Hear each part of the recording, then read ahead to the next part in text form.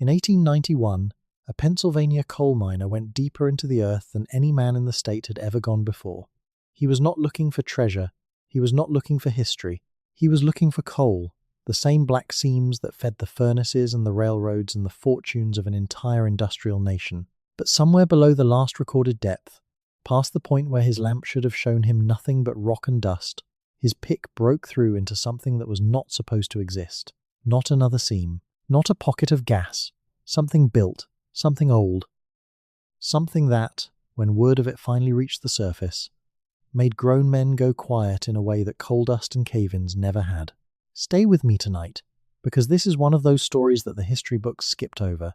The kind of story that surfaces every few decades in old newspaper clippings and forgotten geological surveys, only to sink back into silence before anyone official has to answer for it. We're going to walk through what happened underneath that small Pennsylvania town in 1891, slowly, carefully, the way the miners themselves moved through that passage with nothing but oil lamps and nerve. If you're watching this to fall asleep, that's exactly why I make these videos. Maybe subscribe and let me know where are you right now and what time is it. The town doesn't appear on many modern maps the way it once did, not under the name it carried in 1891, because towns like it rarely survive the century that built them. It existed because of coal, and it would eventually die because of coal too. But in 1891, it was very much alive, a cluster of frame houses and company stores strung along a single muddy road that ran parallel to the rail line. Smoke sat low over the rooftops most mornings, not from chimneys alone, but from the breaker towers at the edge of town, where coal was crushed and sorted by machines that never seemed to stop, day or night, running on a rhythm that everyone who lived there had long since stopped hearing as noise. It was simply the sound the world made. Children grew up with it the way children elsewhere grew up with crickets or church bells, and men who had worked the seams for 30 years said they could tell what time it was by the particular grinding pitch the breaker made as the afternoon wore on and the gears warmed. This was anthracite country, the hard coal region of northeastern Pennsylvania, where the seams ran deep and twisted and unforgiving, nothing like the soft bituminous coal found further west and south. Anthracite burned hotter and cleaner, which made it valuable, which made the men who dug it valuable too, in the cold economic sense that mattered to the companies that owned the land and the rights beneath it. By 1891, those companies had been pushing their shafts deeper for the better part of 2 decades, chasing seams that ran at angles no one could have predicted from the surface, following coal the way a man follows a stream uphill, never quite sure where it leads, but unwilling to stop walking. The deeper they went, the more money it cost to go further. And the more money it cost, the more pressure came down from the company offices in Philadelphia and New York to justify every foot of new shaft with tonnage pulled up behind it. The miner at the center of this story was not famous before that year, and in most of the official record he barely became famous after it either, which is itself part of what makes this story strange. He was, by every surviving account, an ordinary man in the way that most men who built America's industrial backbone were ordinary, meaning he was extraordinary in ways nobody bothered to write down. He had come up through the mines the way most boys in that region did, starting as what they called a breaker boy, sorting slate from coal with hands that bled in winter from the cold and the sharp edges of broken rock, before graduating to the deeper, more dangerous work underground once he was old enough and strong enough to be trusted with a pick and a lamp. By the time he was in his 30s, he had developed the particular instinct that the best miners possessed and that no company training could replicate, an almost physical sense for where rock was about to fail, for the difference in sound between solid stone and stone that was about to give way, for the faint changes in air pressure that meant gas was building somewhere unseen. He was known among the other men for being careful in a profession that did not reward carefulness with speed, and speed was what the foreman wanted, because speed meant tonnage, and tonnage meant the company stayed profitable and the town stayed employed. There is a particular tension that runs through every account of deep coal mining in this era, a tension between the men who understood that the earth did not care about quotas and the companies who needed quotas met anyway, and that tension sits underneath everything that happened in the weeks before the discovery, like a seam of its own, waiting. The shaft he was working that year had been sunk a few years earlier, and had been chasing a seam that kept dipping lower than the surveys predicted, lower than anyone in the company office had budgeted for, which created exactly the kind of friction that makes men push past where they should stop. The company wanted the seam. The seam kept running deeper,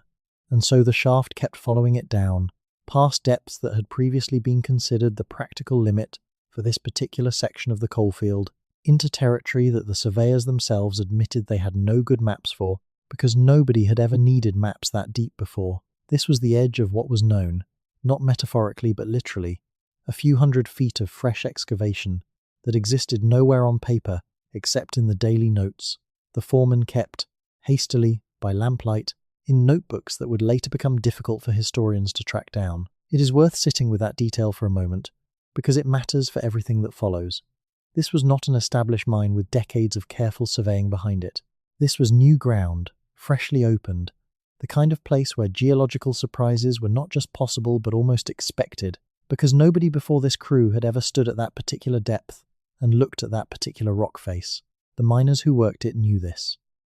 They talked about it in the way men talk about uncertainty when they have no choice but to keep working inside it, with dark humour and superstition and small private rituals that had nothing to do with religion and everything to do with the simple human need to feel some control over a situation where control was mostly an illusion. There were already stories circulating before the discovery, the kind of stories that tend to grow in places where men spend 10 or 12 hours a day in absolute darkness, broken only by the thin yellow light of an oil lamp clipped to a cap. Miners in that shaft had reported strange currents of air coming from sections of rock that should have been solid, cold drafts that smelled faintly of something mineral and unfamiliar, not the usual smell of sulfur or damp stone, but something else, something that more than one man described independently as smelling almost like old water. Water that had been sitting somewhere untouched for a very long time. Sound travelled strangely down there too, men said. Echoes that seemed to come from the wrong direction. Taps and shifts in the rock that didn't match the rhythm of anyone's pick. Most of this was almost certainly the ordinary acoustic strangeness of deep rock, where sound bends and travels along seams and fractures in ways that can fool even experienced ears. But almost certainly is doing a lot of work in that sentence, and the miners themselves were not so sure. The foreman in charge of that section, a man whose name appears in company records but who left behind almost no personal account beyond a handful of terse entries in a shift log, had apparently grown frustrated enough with the slow pace of digging through this unpredictable rock that he authorized the use of additional charges to speed up the breakthrough into what the surveyors believed was the next pocket of the seam. This is the detail that historians who have looked into this case keep returning to, because it means that what happened next was not the result of careful, incremental excavation. It was the result of a deliberate decision to blast through faster than caution would normally allow in pursuit of a coal seam that, as it turned out, was not actually where anyone expected it to be. The blast went off on what the surviving records suggest was a Tuesday, late in the afternoon shift, the kind of timing that meant the explosion's aftermath would be discovered not by the full crew but by a smaller group finishing out the day's work while most of the others had already been pulled back to safer ground. Among that smaller group was the miner this story follows, and according to the only detailed first-hand account that survives, written down years later and preserved almost by accident in a private collection rather than any official archive, he was the first man back into the blast site once the dust had settled enough to breathe. What he expected to find was rock, freshly fractured, maybe coal if they were lucky, maybe nothing but more barren stone if they weren't. What he found instead, according to that account, was a hole in the world that should not have been there. Not a natural cavity, not the kind of void that sometimes opens up in coal country when underground water has worked through soft rock for centuries. This was different. The edges, where the blast had torn through, were sharp and regular, in a way that natural stone almost never is. Framing an opening into a space beyond that swallowed the light from his lamp, instead of reflecting it back in the dull, mineral way that raw coal and shale usually did. He stood at that opening for what he later described as a long time, though in the account it is clear he himself was unsure how long, because time behaves strangely in moments like that, stretched and compressed by adrenaline in ways that defy a normal clock. He called out. Nothing answered except the echo, which came back wrong, layered, as if it were bouncing off surfaces much further away, and much more numerous than a simple tunnel would produce. He held his lamp forward into the opening and saw, just at the edge of what the light could reach, the suggestion of a surface that was not rough stone at all, but something with edges, something with a regularity to it that every instinct his years underground had given him said should not exist at that depth, in that rock, in a place where, as far as anyone on the surface knew, no human being had ever set foot before. That is where we will leave him for now, standing at the edge of a hole that should not have existed, his lamp throwing a small circle of light into a darkness that had apparently been waiting, undisturbed, for longer than anyone in that mine, in that town, or perhaps in that entire region of the country, could have imagined. In the next part of this story, we are going to step back and understand exactly where this mine sat in the landscape, why this particular stretch of Pennsylvania already carried a quiet, half-buried reputation for things that did not fit the official version of American history, and why the company that owned this shaft would spend the better part of the next decade trying very hard to make sure this moment never became more than a rumor. To understand why this discovery mattered so much, and why it frightened the people who needed to keep digging coal more than they wanted to understand what they had found, you have to understand the ground itself, not just the rock, but the long, strange history of what people already believed about what might be buried beneath the hills of Pennsylvania before a single shaft had ever been sunk into them. This was not virgin territory for stories about things that did not belong in conventional history. Long before anthracite companies started chasing seams 2,000 feet down, the surface world above them had already produced its own quiet tradition of unexplained finds, the kind of finds that tend to get a paragraph in a county history book and then vanish from public memory entirely, because nobody in a position of authority wanted to follow the thread any further than that paragraph allowed. Pennsylvania, and the broader Ohio and Mississippi Valley region that stretched out to its west, had been producing reports of enormous earthworks and burial mounds since the earliest days of European settlement, structures so large and so geometrically precise that the first surveyors who encountered them assumed, almost reflexively, that no indigenous population could have built them. This assumption tells you more about the surveyors than about the structures, but it became, for a time, something close to consensus among educated Americans in the 18th and 19th centuries. The mounds, they reasoned, must have been built by some earlier, more advanced race, a race that had vanished or been destroyed long before any of the tribes encountered by European settlers had arrived. This idea, sometimes called the myth of the mound builders, was not fringe thinking in the way it sounds today. It was discussed in serious scientific circles, debated in the halls of early American learned societies, and used, often quite deliberately, as justification for displacing the very indigenous communities who might otherwise have been recognized as the actual builders of these monuments. By the time our miner was working his shaft in 1891, the scientific consensus on the mound builder question was beginning to shift, slowly, uncomfortably, toward the conclusion that indigenous peoples themselves had built these structures, a conclusion that should have been obvious from the start, but that had been resisted for decades, because it complicated the narrative many Americans wanted to tell about the land they had taken. The Smithsonian Institution, through its Bureau of Ethnology, had been conducting a sweeping survey of these mounds throughout the 1880s, sending teams across the eastern half of the continent to measure, excavate, and catalogue thousands of sites, in what was at the time one of the largest archaeological undertakings the federal government had ever funded. That survey would eventually produce a report, published just a few years after the events in this story, that formally dismantled the lost race theory and credited indigenous nations with the construction of the mounds. But surveys like that move slowly, and consensus among scientists in Washington does not travel quickly into coal towns in the Pennsylvania hills, where men who spent their days underground had their own folk knowledge of what might be down there, passed along through generations of digging and occasional unsettling discovery.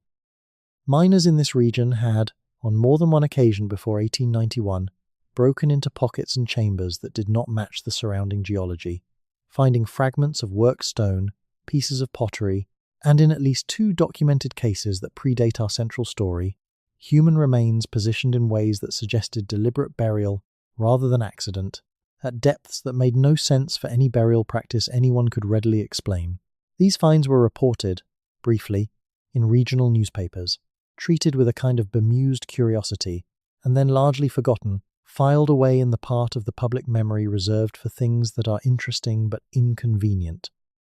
What made the region around our miners' town distinct, even among other parts of anthracite country, was a specific and persistent local legend that predated the mine itself, a story that the town's older residents, particularly those of Welsh and Pennsylvania Dutch descent who had been farming that land before the coal companies arrived, told about a particular ridge a few miles from where the shaft was eventually sunk. According to the version of the story collected decades later by a folklorist working for a regional historical society, the ridge was avoided by the area's earliest farmers, not out of fear exactly, but out of a kind of inherited caution, the sort of caution people maintain about a place even after they have forgotten the specific reason for it. The story held that the ridge was hollow, not in the ordinary sense of containing a cave, but hollow the way a drum is hollow, meaning that certain sounds made on the surface of it produced echoes that did not match what you would expect from solid earth. There was also, in that same collected folklore, a fragment of a story about lights. Not lights in the sky, which is the kind of folklore that tends to survive cleanly into the present because it fits neatly into later traditions of unexplained aerial phenomena, but lights from the ground itself, faint and intermittent, seen by a handful of residents over the better part of a century, always near that same ridge, always at night, always described in the same frustratingly vague terms, a kind of dim glow that seemed to come from beneath the surface rather than upon it. Nobody who told this story claimed to have investigated it directly. The land around the ridge was rocky, difficult to farm, and largely left alone, which meant that whatever was producing those lights, if anything was producing them at all, and this was not simply a trick of marsh gas or reflected moonlight, was never disturbed long enough for anyone to get a clear look.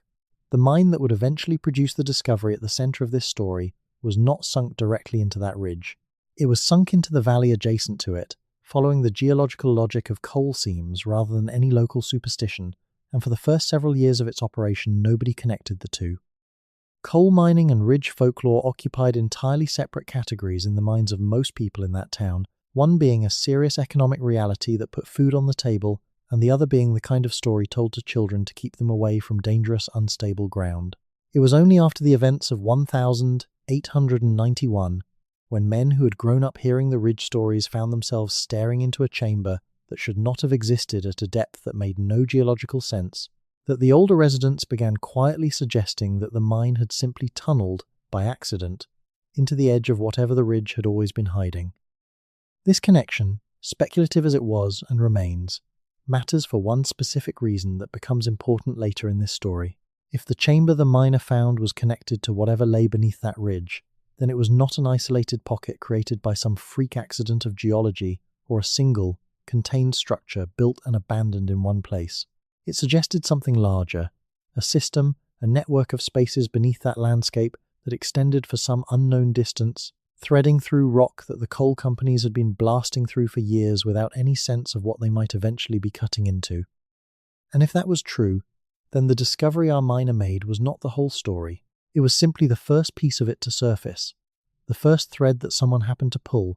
in a tapestry that had been quietly waiting under the hills of Pennsylvania for far longer than anyone in that town, or in that century, was prepared to understand. Back at the blast site, the miner did not go in alone, not at first, and this detail matters because it means what happened next was not the product of one man's imagination or one man's account told and retold until it grew in the telling. There were, according to the surviving record, 3 other men present in that section of the shaft when the breakthrough occurred, men whose names appear scattered across payroll ledgers and the occasional company memo, but who, like the central figure of this story, left behind almost nothing in their own words. One of them, the oldest of the group, had nearly 30 years underground behind him, and had, by his own later account relayed second-hand through a relative, seen exactly 2 things in his career that he could not explain through ordinary geology, and this discovery would become the third. The 4 men stood at the opening for a period of time that none of them later agreed on precisely, which is itself a small detail worth noting, because miners in this era were generally careful about time, trained by necessity to track shift hours and blast timing with real precision. Their disagreement about how long they stood there, ranging in later retellings from a few minutes to what one man insisted was closer to half an hour, suggests something about the disorienting nature of the moment itself, the kind of temporal confusion that tends to accompany genuine shock rather than ordinary observation. What finally moved them forward was not curiosity alone, but a practical, almost mundane concern, the kind that governed every decision a miner made underground: the air. One of the men, the same with 30 years of experience, held his lamp close to the opening and watched the flame, the oldest and most reliable instrument any miner had for detecting dangerous gas. A flame that burns low or guttering signals a depletion of oxygen. A flame that burns unusually tall and blue can signal the presence of methane, and a flame that simply goes out is the signal every miner is trained from his first week underground to respect without question, because it usually means death is close behind it. The flame, by his account, did neither of these things. It burned steady, and if anything slightly brighter than it had in the tunnel behind them, which suggested, counterintuitively, that whatever lay beyond that opening was not a sealed, oxygen-starved pocket, but something connected, somehow, to a larger source of air, which raised an immediate and uncomfortable question.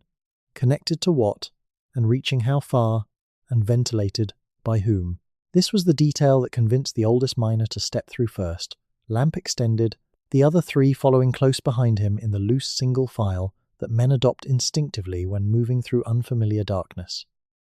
The passage beyond the blast opening was narrow at first, narrow enough that a man's shoulders brushed both sides, and the walls here, unlike the rough, blasted stone immediately behind them, were smooth. Not polished in the way a finished stone floor in a building might be polished, but worn smooth, the kind of smoothness that comes from long exposure to moving water or from deliberate, careful shaping by tools, and in the lamplight it was difficult for any of the four men to say with certainty which explanation applied, only that the wall did not feel like the raw coal seam rock they had spent years learning to read with their hands as much as their eyes. The passage ran for what one of the four estimated at perhaps 60 feet before it opened, suddenly and without warning, into a space that their lamps could not fully illuminate. This is the point in every later retelling of the story where the account becomes both most vivid and most frustratingly vague, because the men were describing the experience of seeing something at the absolute edge of available light, in a moment of significant fear, underground, in conditions where every sense was already primed by years of training to interpret darkness as potential danger. What they agreed on, across every version of the story that survives, was that the space was large, larger than any natural cavity any of them had encountered in their combined decades of work. Large enough that the small circle of light from 4 oil lamps held together in the center of it did not reach any of the surrounding walls, only a vague suggestion of where they might be, somewhere beyond the reach of the flame. The floor beneath their feet, in this larger chamber, was different again from the smooth-walled passage that had led them there. It was uneven, scattered with what felt underfoot like loose rubble, and at least 2 of the men later reported stepping on or near objects that were clearly not natural stone fragments, objects with edges too regular, too deliberate, to be the product of any rockfall or collapse. One of these objects, picked up and examined by lamplight, was later described, in the single surviving written account that goes into the most detail, as a flat piece of stone roughly the size of a man's palm, worked on one side into a series of shallow parallel grooves, evenly spaced, that none of the 4 men recognized as belonging to any tool or technique they had ever encountered in their work, mining or otherwise. It is worth pausing here to be honest about the limits of what we can verify almost 130 years later. The objects these men described handling that day did not, as far as any surviving record indicates, ever make their way into a museum collection, a university archive, or any institution with the resources and motivation to properly study and preserve them. What we have instead is testimony, second-hand and third-hand in places, filtered through the memories of men who were, by every account, frightened, working in dangerous conditions, and entirely unequipped, by training or by the standards of the time, to properly document an archaeological find. This does not mean their testimony is worthless. It means we have to treat it the way careful historians treat any uncorroborated account from people who had every reason to tell the truth and no apparent reason to lie, which is to say, with serious interest and appropriate caution in equal measure. What happened next, according to the account that survives, was that the oldest miner, the one with 30 years underground and 2 previous unexplained encounters behind him, made a decision that would shape everything that followed. He called the group back. Not because anything in the chamber had directly threatened them, no collapse, no gas, no sound or movement beyond the strange layered echo their own voices produced in that open space, but because he recognized, with the particular instinct that experienced miners develop for situations beyond their authority to handle,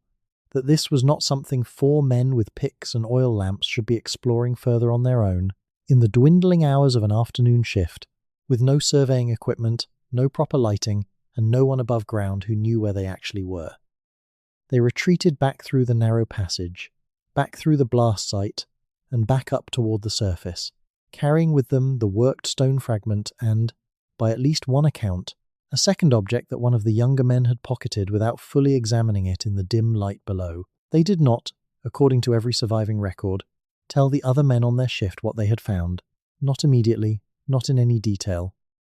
What they did instead was go directly to the foreman, the same man who had authorized the additional blasting charges that had opened the passage in the first place. And it is in that conversation, held in a small company office at the surface as the light outside was already beginning to fail, that the story stops belonging entirely to the miners and starts belonging, in a way that would prove consequential for years afterward, to the company that employed them. The foreman's reaction, as it was later described by at least two of the men who were present in that office, was not what any of the four expected.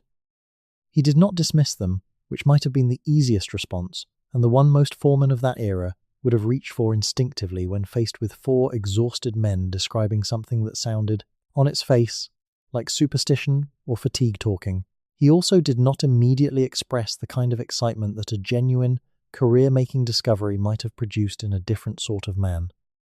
Instead, according to the account, he grew quiet, turned the worked stone fragment over in his hands several times, under the lamp on his desk, and asked a series of questions that suggested he was thinking less about the discovery itself and more about what it would mean for the operation of the mine. This reaction makes more sense once you understand the position the company was in that year. The shaft had already cost more than projected, the seam it was chasing had proven unpredictable and expensive to follow, and the entire operation existed under constant pressure from ownership in Philadelphia to either produce results or justify why it had not. A discovery like the one the four miners were describing represented, from a pure business standpoint, two simultaneous and contradictory problems. On one hand, if word of an ancient chamber beneath the property got out, it could attract the kind of attention, scientific and otherwise, that might delay operations indefinitely, while researchers and government surveyors picked through ground the company needed to keep mining. On the other hand, if the company tried to simply seal the passage and continue working as though nothing had happened, and word leaked out anyway through the ordinary channels of small-town gossip that no company could ever fully control, it would look, at best, evasive, and at worst, like exactly the kind of deliberate suppression of an important find that would draw far more scrutiny than if they had simply reported it honestly from the start. The foreman, according to the surviving account, chose a third path, one that was neither full disclosure nor full suppression but a kind of careful, controlled middle ground that, in retrospect, ended up satisfying almost no one. He instructed the four men to say nothing to the rest of the crew beyond the fact that the blast had opened into what he described, in the instructions he gave them, as an unstable natural cavity, dangerous enough to warrant immediate sealing for safety reasons. This was not, strictly speaking, a lie, since the chamber was genuinely unsurveyed and genuinely could have posed real dangers to men working without proper support, but it was also, just as clearly, a framing chosen specifically to discourage curiosity rather than to accurately convey what the men had actually found. That same night, before the next shift began, a small crew under the foreman's direct supervision returned to the blast site and did exactly what the instructions suggested they would. They sealed the narrow passage with timber and loose rubble, not a full masonry wall, which would have required time and materials the company was not yet willing to commit, but enough of a barrier that no one wandering through that section of the mine would stumble into the opening by accident. The four original miners were reassigned, within the week, to a different section of the operation, a transfer that the company's own ledgers record as routine reassignment, but that at least one of the men later described, in conversation with a relative, as something closer to being deliberately separated and kept too busy to compare notes with each other or with anyone else. It would be easy, looking back from this distance, to read this entirely as a sinister cover-up, the kind of story we have all become accustomed to expecting from powerful institutions protecting their financial interests at the expense of the truth, and there is good reason to believe that explanation captures a real part of what happened. But the full picture, as best as it can be reconstructed from the fragments that survive, is somewhat more complicated than simple villainy, and understanding that complication matters for what comes next in this story. The foreman did not, as far as any record shows, attempt to destroy or dispose of the two objects the miners had brought up from the chamber. Instead, he kept them, first in his own office and then, within a few weeks, in a small wooden box that he apparently sent, by a means that remains unclear in the surviving correspondence, to a private contact of his outside the company, a man whose identity is one of the more frustrating gaps in this entire story. That contact, referred to in the one surviving letter connected to this exchange only by a surname that does not match any prominent geologist, archaeologist, or academic figure of the period that researchers have been able to identify with confidence, appears to have had some background in what the letter vaguely describes as antiquarian interests, a catch-all term in that era for amateur collectors and self-taught scholars of ancient artifacts who operated largely outside the formal academic institutions of the time. This detail suggests that the foreman, whatever his motivations for keeping the company's official involvement minimal, was genuinely curious about what the men had found and wanted some kind of expert opinion on it, even if he was unwilling or unable to pursue that opinion through official channels that might have exposed the company to the kind of scrutiny he was trying to avoid. The letter itself, dated several weeks after the discovery and preserved today only because it was tucked, apparently by accident, into the pages of an unrelated company ledger that survived a later fire that destroyed most of the operation's other records, is frustratingly brief. It describes the two objects only in the most general terms, references a work stone fragment, and what it calls, in language that has produced no small amount of speculation among the handful of researchers who have examined this letter in the decades since its rediscovery, a small carved figure of uncertain material. It asks the recipient for his honest assessment of their age and origin, and it closes with a line that has become, among the small community of people who take this story seriously, perhaps the single most quoted sentence connected to the entire affair. The foreman wrote, in his own hand,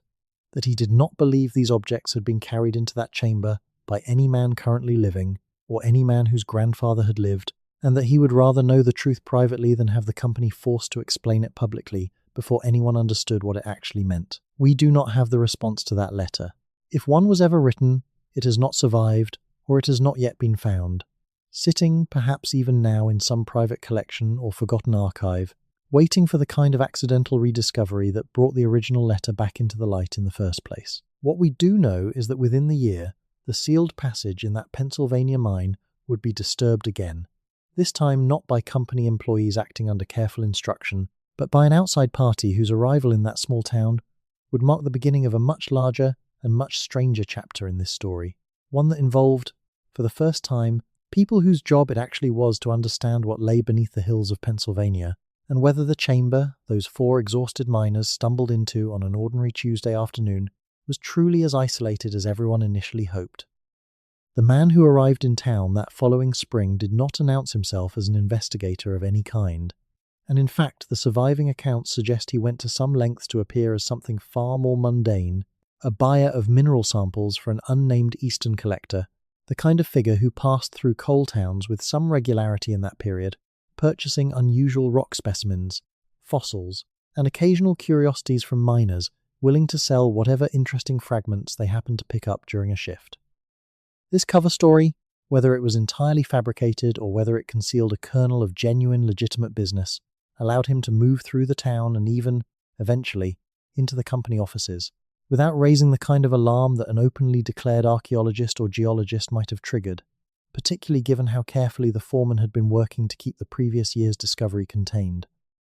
His real name appears, with reasonable consistency, across the handful of sources that mention him at all, though it is worth noting up front that even this name comes with some uncertainty attached, since at least one local account spells it slightly differently than the version that appears in a brief reference within a regional geological society's later correspondence. For the purposes of this story, we will call him by the name most consistently used, though readers and researchers who go looking for him in the historical record should be prepared for the kind of small, frustrating inconsistencies that tend to accumulate around figures who deliberately avoided leaving a clear paper trail. What drew him to this particular town, out of the dozens of similar coal operations scattered across that section of Pennsylvania, was almost certainly the letter the foreman had sent the previous year, or some version of information that traced back to it.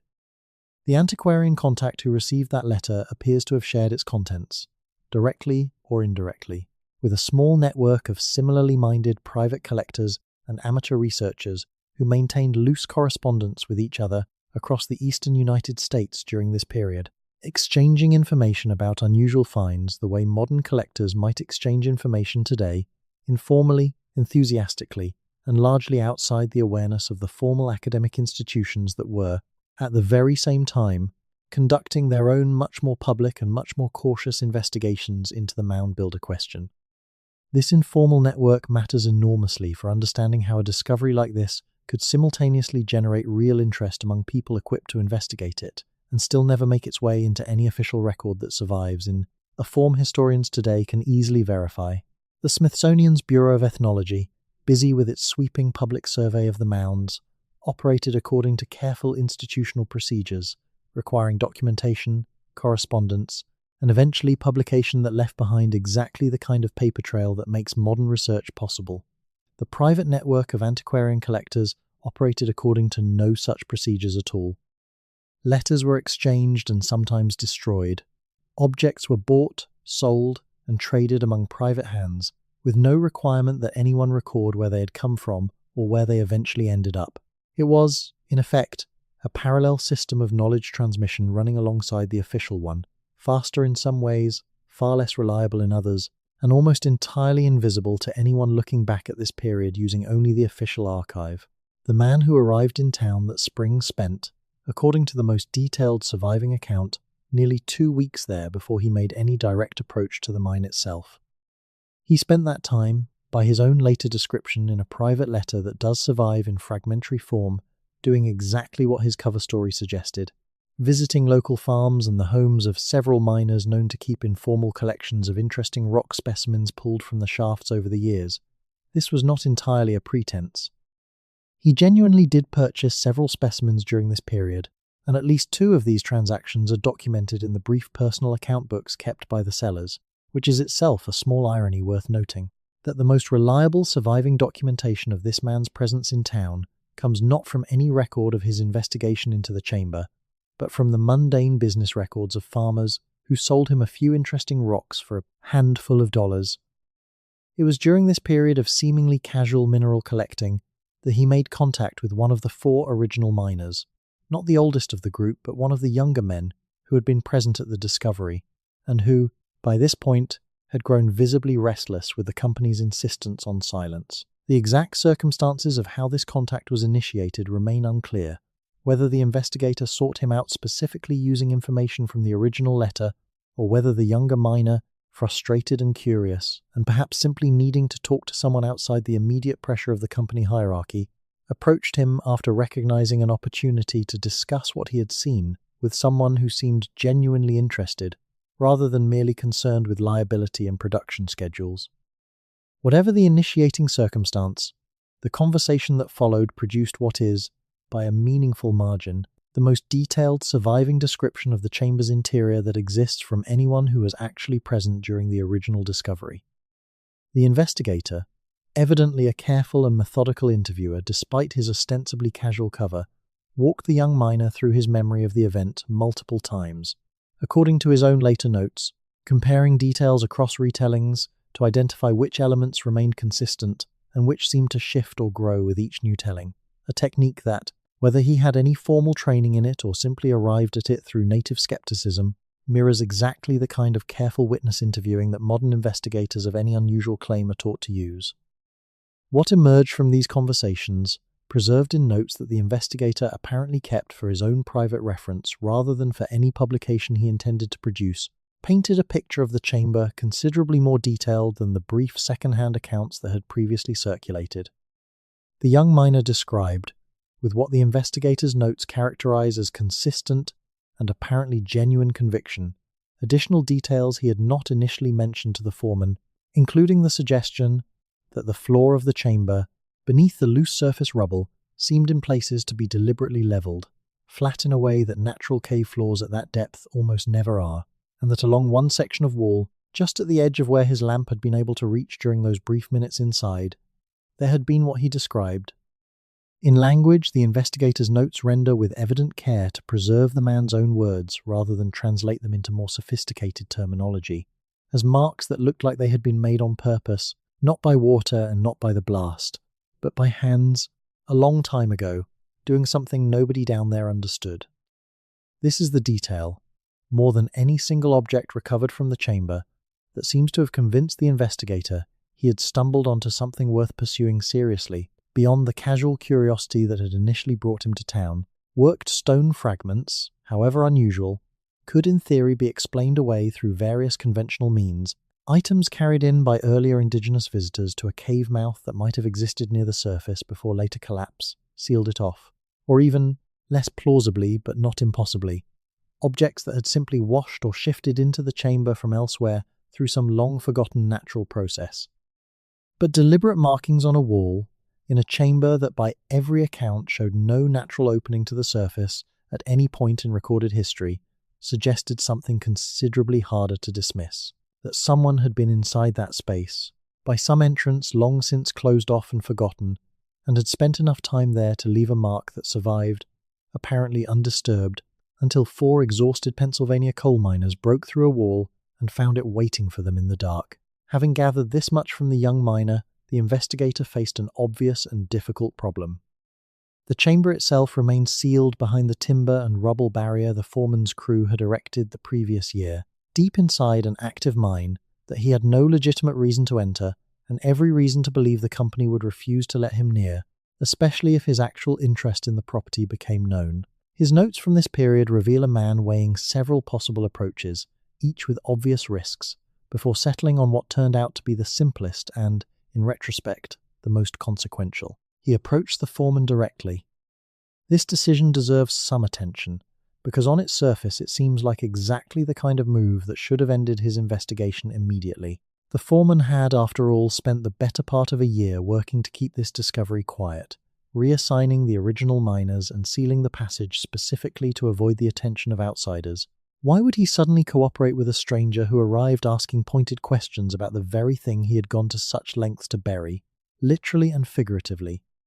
The answer, as best as it can be reconstructed from the fragments of correspondence that survive, comes back to that letter the foreman had written the previous year, the one expressing genuine private curiosity about what the objects actually were, and a clear preference for understanding the truth quietly rather than having it forced into the open without context. The investigator, it turns out, did not arrive as a stranger making a cold approach.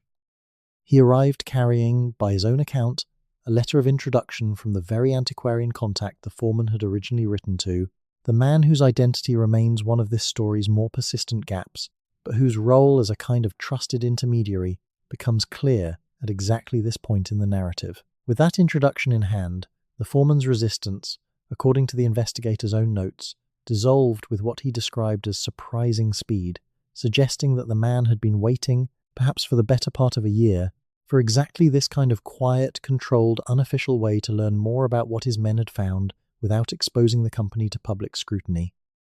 The two men met privately, the investigator's notes indicate, on more than one occasion over the following week, and during these meetings, the foreman apparently shared not only the surviving correspondence connected to the discovery, but also, eventually, agreed to arrange a return visit to the sealed chamber itself, under conditions of strict secrecy, and with a small crew limited to men, the foreman trusted to keep the matter quiet. This return expedition took place, according to the clearest dating available in the surviving notes, in early summer of 1892, just over a year after the original discovery.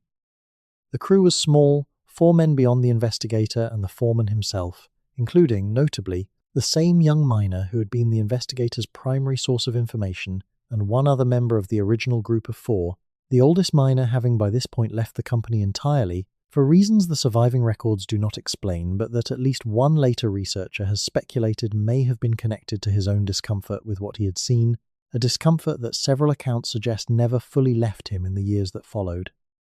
They worked at night, after the regular shift had ended, using lanterns rather than the open flame oil lamps the miners typically wore, a choice the investigator's notes attribute to a desire for steadier, more reliable light, for what he clearly intended to be a more careful and thorough examination than the brief, frightened visit the original 4 men had managed the previous year. The timber barrier sealing the passage, having sat undisturbed for over a year, came apart with what the notes describe as relative ease, and the narrow passage beyond it, the same smooth-walled corridor the original miners had described, appeared, at least to the investigator's eye, exactly as it had been left, with no sign of any natural collapse or further deterioration in the intervening time. What the investigator recorded upon entering the larger chamber for the first time represents, by a considerable margin, the most detailed and systematic description of the space that exists anywhere in the historical record connected to this story. He measured what he could, using a length of marked cord he had brought specifically for this purpose, and arrived at rough dimensions suggesting a chamber roughly 40 feet across at its widest point, though he was careful to note in his own writing that the irregular shape of the space made any single measurement somewhat misleading, and that the chamber seemed to extend further in at least 2 directions than his cord or his lantern light could confirm with any confidence. The ceiling, he noted with evident surprise, was higher than he expected, in places reaching well above where a man could touch, even with his arm fully extended overhead, a detail that mattered because it meant the space could not be easily explained as simply a low, cramped natural cavity of the kind that sometimes forms in this type of rock through ordinary water erosion over geological time. The floor matched the young miner's earlier description closely enough that the investigator's notes expressed something close to relief at the confirmation, flat in long sections beneath a thin scattering of loose debris that appeared, upon careful brushing aside, to be largely composed of small fragments of the same worked stone material the original miners had recovered the previous year, rather than ordinary rockfall debris from the surrounding cave walls. This detail struck the investigator as significant enough to warrant its own extended note in his private record, the observation that an actual natural collapse, of the kind that produces rubble in ordinary caves, would be expected to scatter fragments of the local bedrock, whatever that happened to be in this particular section of the formation, rather than fragments that consistently matched the worked, grooved material the men had found the year before. The implication, which the investigator stated plainly in his own words, rather than leaving merely implied, was that whatever structure or surface had originally produced that worked stone material had not simply been carried into the chamber from elsewhere, but had, at some point in its history, partially collapsed or been deliberately broken apart within the chamber itself, leaving its own debris scattered across the floor where it had stood. It was while examining this debris field, moving carefully across the chamber floor with his lantern held low, that the investigator and the young miner together located the wall the miner had described from his original visit, the section marked, in his earlier words, by signs that looked like they had been made on purpose. What they found there, illuminated now by steadier and more reliable light than the brief flickering glimpse the original 4 men had managed, would become, in the years that followed, the single most debated and most consequential detail in this entire story, the piece of evidence that, depending on who you ask among the small community of researchers who have continued to investigate this case across the following century, either proves beyond reasonable doubt that something genuinely extraordinary happened beneath that Pennsylvania hillside, or represents nothing more than an overeager investigator and an impressionable young miner seeing patterns in random natural fracturing that simply was not there. The wall itself, according to the investigator's careful written description, ran for a length he estimated at close to 12 feet, curving slightly inward as it rose, and across a section of it roughly waist height to shoulder height for an average man, the surface had been worked in a way that, in his own words, left him with no comfortable explanation he could offer as a layman, however much he wanted to remain skeptical of his own eyes. The marks were not deep carvings of the kind found in more famous and more thoroughly studied ancient sites elsewhere in the world. They were shallow, almost delicate, a series of grooves and lines that, taken individually, might easily be dismissed as the kind of incidental scratching that occurs naturally where mineral veins meet softer surrounding stone. But taken together, arranged across that 12-foot span, they formed patterns that repeated, that echoed each other in spacing and depth in a way that pure geological accident, by every account the investigator consulted in the years that followed, should not reliably produce. He described, in his notes, what appeared to be a series of roughly parallel vertical lines, grouped in clusters of varying numbers, interspersed with curving marks that did not match the vertical groupings in style or apparent technique, suggesting either 2 different methods of marking the stone or 2 different sets of marks made at different times, possibly by different hands, possibly separated by an unknown span of years or even generations.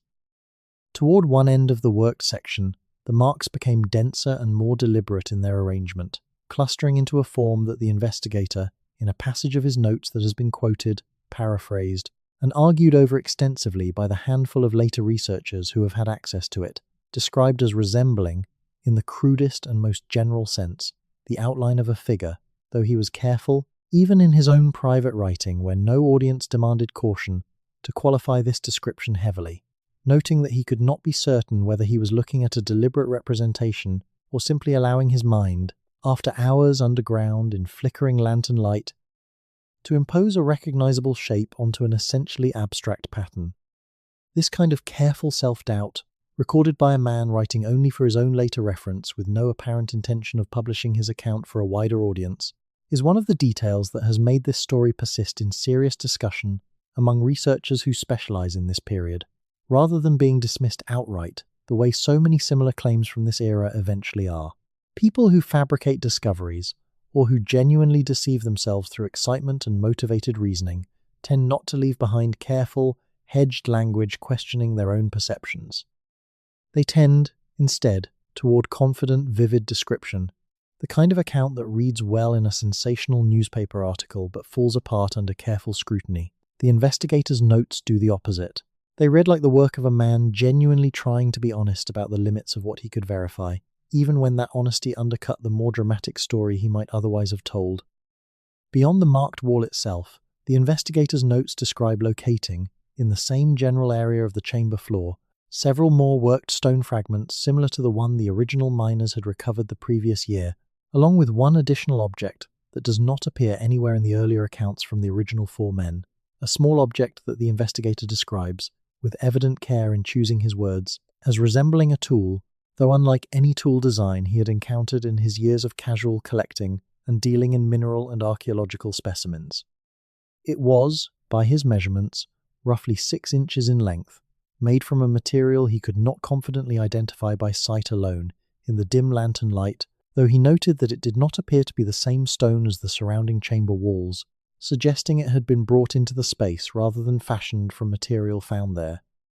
The shape, as he described it, narrowed at one end into something resembling a point, though not sharp enough, in his assessment, to function as a weapon or cutting implement in any straightforward sense, while the opposite end widened into a shape his notes compare, somewhat awkwardly, to the handle of a tool meant to be gripped, though again he qualified this comparison heavily, noting that he had no real expertise in identifying the function of ancient implements and was offering only his best layman's impression.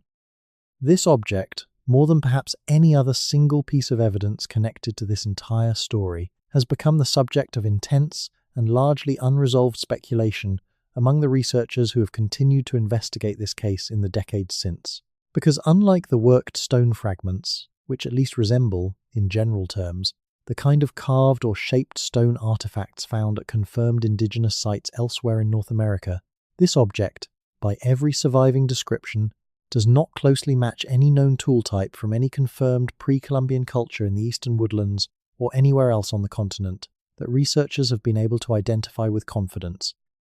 This single fact, more than any dramatic claim about lost civilizations or impossible technology,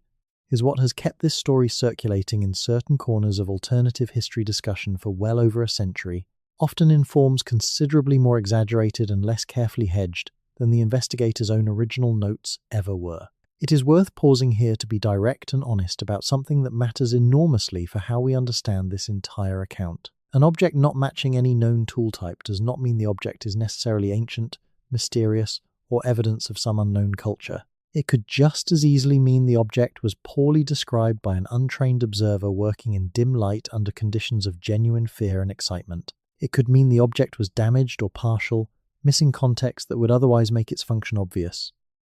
It could even mean, and this possibility deserves to be taken seriously rather than dismissed simply because it is less exciting, that the object was never genuinely ancient at all, but was instead something more recent, perhaps even something deliberately placed in that chamber by someone, for reasons we can no longer reconstruct with confidence at this distance in time. The investigator himself, to his credit, raised something close to this last possibility in his own notes, in a passage that reads almost as an argument with himself, weighing the excitement of what he believed he might have found against the discipline of his own self-professed skepticism.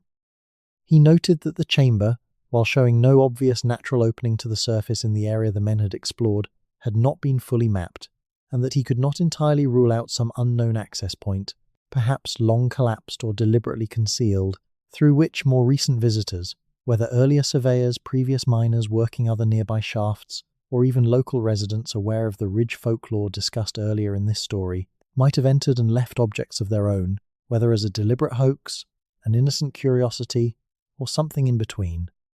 This admission, buried in his private notes and never, as far as any surviving record shows, shared publicly or used to walk back any of his more striking observations, represents exactly the kind of intellectual honesty that makes this case frustrating in the best possible sense for anyone trying to understand it today. There is no smoking gun here, no single piece of evidence that settles the matter definitively in either direction. What there is instead is a careful, detailed, genuinely puzzled account from a man with real experience handling archaeological material, describing a space and a set of objects that he himself could not confidently place into any category he already understood, in a chamber that, by the time he finished his examination that night in the summer of 1892, he was already beginning to suspect extended considerably further than the section his lantern light had managed to reach. That suspicion, recorded almost as an aside near the end of his notes from that first thorough examination, would prove to be the most important observation he made that night, more consequential in the long run than the marked wall or the unidentified tool-like object, because it set in motion everything that happened over the following several weeks. He had noticed, while moving along the far edge of the chamber, opposite from where the original blast had broken through, a section of wall where the smooth, worked quality of the stone continued past the point where the open chamber space seemed to end, suggesting not a natural boundary but another passage, similar in character to the one the original miners had walked through, leading further into the hillside rather than simply terminating in solid rock. He did not attempt to explore this second passage that night, for reasons his notes make entirely understandable given the circumstances. The expedition had already run far longer than originally planned. The small crew was exhausted after a full regular shift followed by hours of careful examination in difficult conditions, and the foreman, increasingly anxious as the night wore on about the practical risk of their absence being noticed by anyone above ground, was pressing for them to conclude the visit and reseal the passage before daylight made their activity harder to explain. The investigator, by his own account, reluctantly agreed, but not before securing what would prove to be a crucial concession from the foreman, an agreement that they would return, properly equipped this time with additional lanterns, rope, and enough manpower to explore the second passage safely, rather than simply sealing the entire chamber away again and hoping the matter would quietly resolve itself. This return expedition took considerably longer to organize than either man initially anticipated, and the surviving correspondence from this period reveals a man growing visibly frustrated with the practical difficulties of arranging a second, more ambitious exploration while maintaining the same level of secrecy that had protected the first. The foreman, for his part, faced increasing pressure from the company's regional office regarding the shaft's continued underperformance relative to its costs, pressure that left him with less and less spare time and fewer resources he could quietly redirect toward an unofficial archaeological investigation that, if discovered by his superiors, could plausibly end his career and the investigator's freedom of movement through company property alike. It was not until early autumn of 1892, several months after that first careful examination, that conditions finally aligned for a second expedition. The crew this time was slightly larger, 6 men beyond the investigator and the foreman, though the surviving notes are careful to specify that this expansion was driven by practical necessity rather than any loosening of the secrecy that had governed the project from the start, since exploring a previously unmapped passage safely required more hands for rope work and lantern carrying than the original visit had needed. The young miner remained part of the group, now functioning in a role the investigator's notes describe with something approaching genuine respect, less as a simple labourer and more as an informal guide whose familiarity with the chamber from his 2 previous visits made him, in practical terms, the most experienced person present for navigating the space. The second passage, once they reached it, proved narrower than the one leading from the original blast site, narrow enough in places that the men had to proceed single file with their shoulders brushing both walls, much as the original group had described their first entry the year before. But it was, by every account, unmistakably similar in character to that first passage, The same smooth-worked stone surface, the same absence of the rough, irregular texture that would characterize a purely natural formation. The investigator's notes record a growing sense, shared he believed by every man in the group, though none of them said so explicitly at the time, that they were walking through something built rather than simply discovered, a structure whose original purpose and whose builders remained entirely unknown to them, but whose deliberate construction was, by this point in the investigation, no longer seriously in doubt among the men present. This second passage ran, by the investigator's careful measurement, using the same marked chord technique he had employed in the original chamber, for a distance considerably longer than the first, nearly 200 feet according to his notes, a figure he recorded with evident astonishment, given the engineering effort that distance implied for whoever had originally carved or shaped this corridor through solid rock, using whatever tools and techniques had been available to them.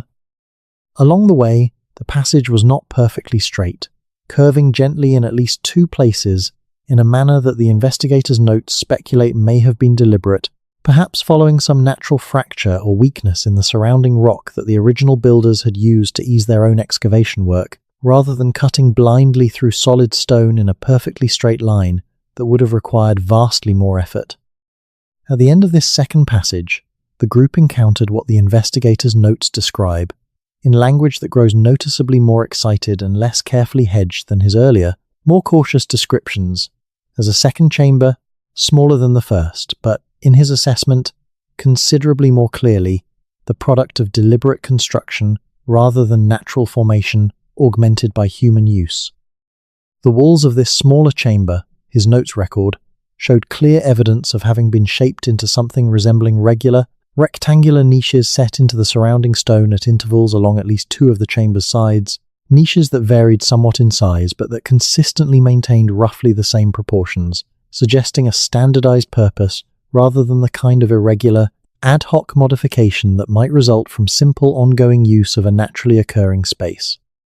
It was within several of these niches, according to the most detailed account that survives from this expedition, that the group made the discovery that would ultimately prove to be the most consequential of the entire investigation, more significant in the long run than the worked stone fragments, the marked wall, or even the unidentified tool-like object recovered during the first examination. Because what they found resting within those carefully shaped niches, undisturbed by everything that had happened in that hillside over the preceding year, undisturbed, as far as anyone could tell, for a length of time that none of the men present that night were prepared to estimate with any confidence, was not stone, and was not the kind of mineral specimen that any of them, despite their combined years of experience underground, had ever encountered before in their working lives. The investigator's notes describe the contents of the first niche he examined closely as a collection of what he initially took, in the dim and uncertain lantern light, for ordinary bones, the kind of faunal remains that sometimes turn up in caves used by animals over long periods, or occasionally, in rarer and more sobering cases, human remains from burials disturbed by mining or natural processes. But closer examination, conducted carefully, and, by his own account, with hands that were not entirely steady given everything the group had already encountered that night, revealed something considerably more puzzling.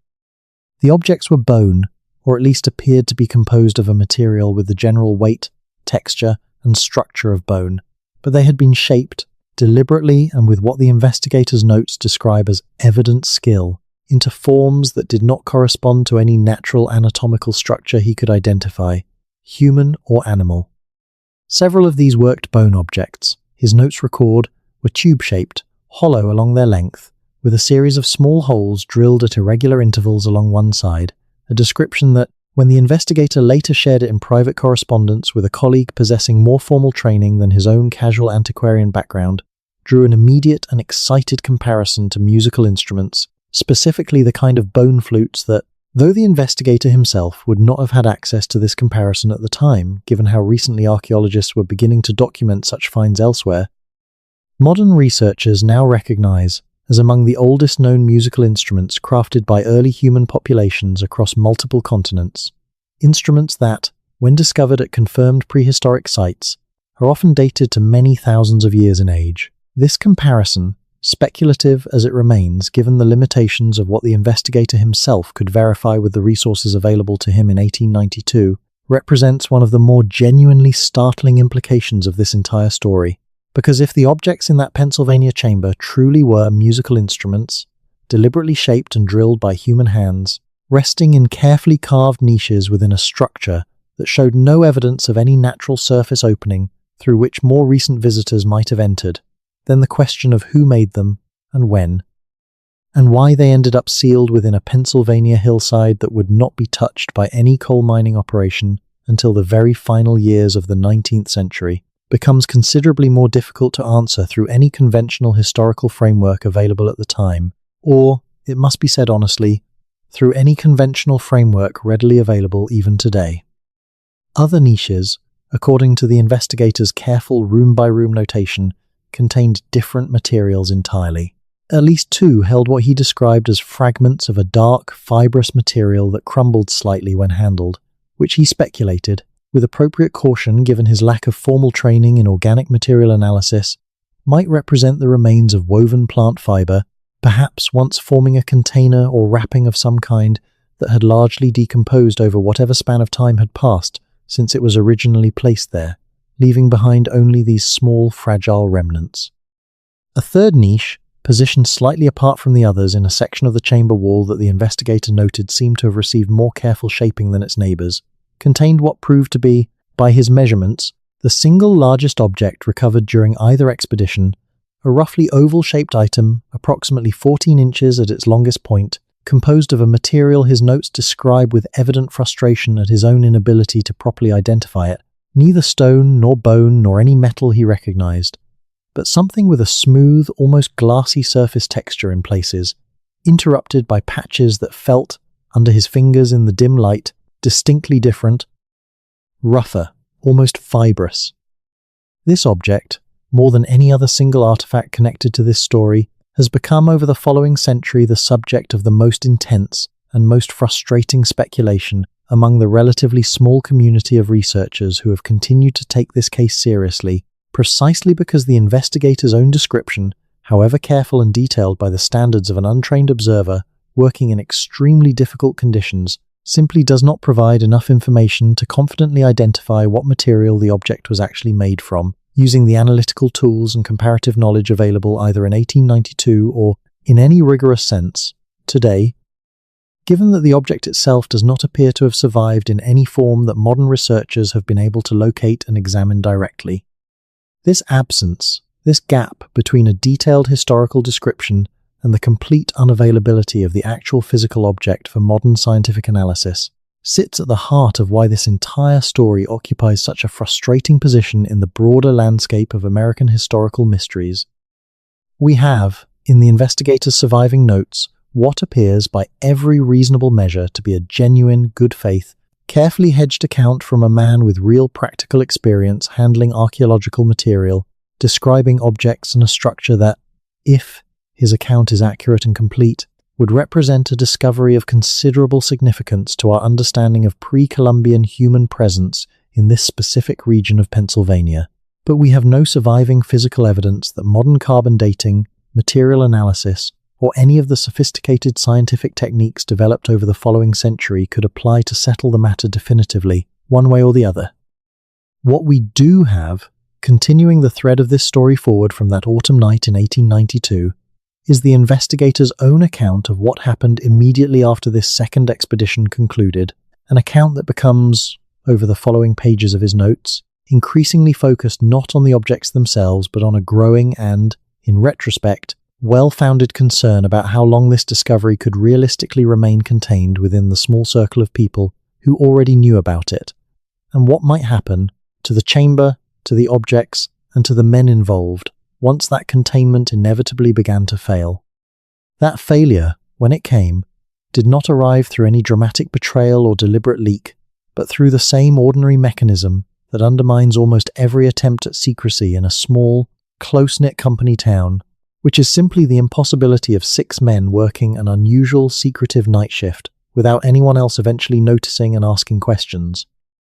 The first crack in the containment appeared, according to a brief and somewhat garbled account preserved in a letter written by a local shopkeeper to a relative in a neighbouring county, when one of the 6 men who had participated in the second expedition mentioned, apparently in a moment of exhaustion and reduced caution at the company's store some weeks after the fact, that he had seen something underground that, in his words as the shopkeeper recorded them secondhand, no church and no schoolbook had ever prepared him to understand.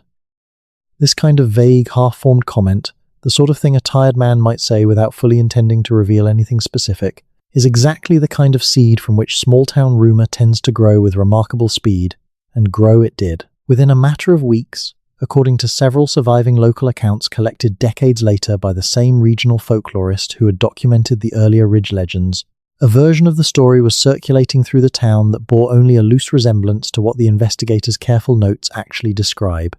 A version involving, depending on who was telling it, everything from buried treasure to the bones of giants to, in one particularly elaborate retelling that the folklorist's notes preserve with evident amusement, an entire underground city populated by the descendants of some ancient lost people who, in this version of the story, were said to still be living down there, undiscovered, watching the miners work above them. This is, of course, exactly the kind of exaggeration that tends to attach itself to any genuine mystery once it passes beyond the control of the small number of people who actually witnessed the original events, and it represents one of the most significant obstacles facing anyone today who tries to separate what actually happened in that Pennsylvania mine from what later folklore, embellishment, and outright invention added to the story over the following decades.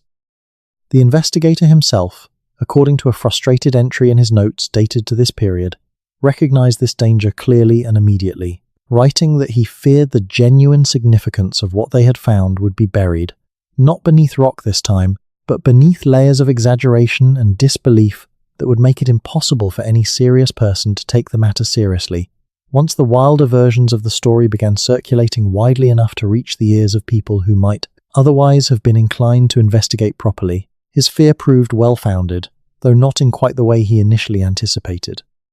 The exaggerated rumours circulating through the town did not, as it turned out, immediately attract the kind of serious outside scientific attention that might have settled the matter one way or the other through proper investigation.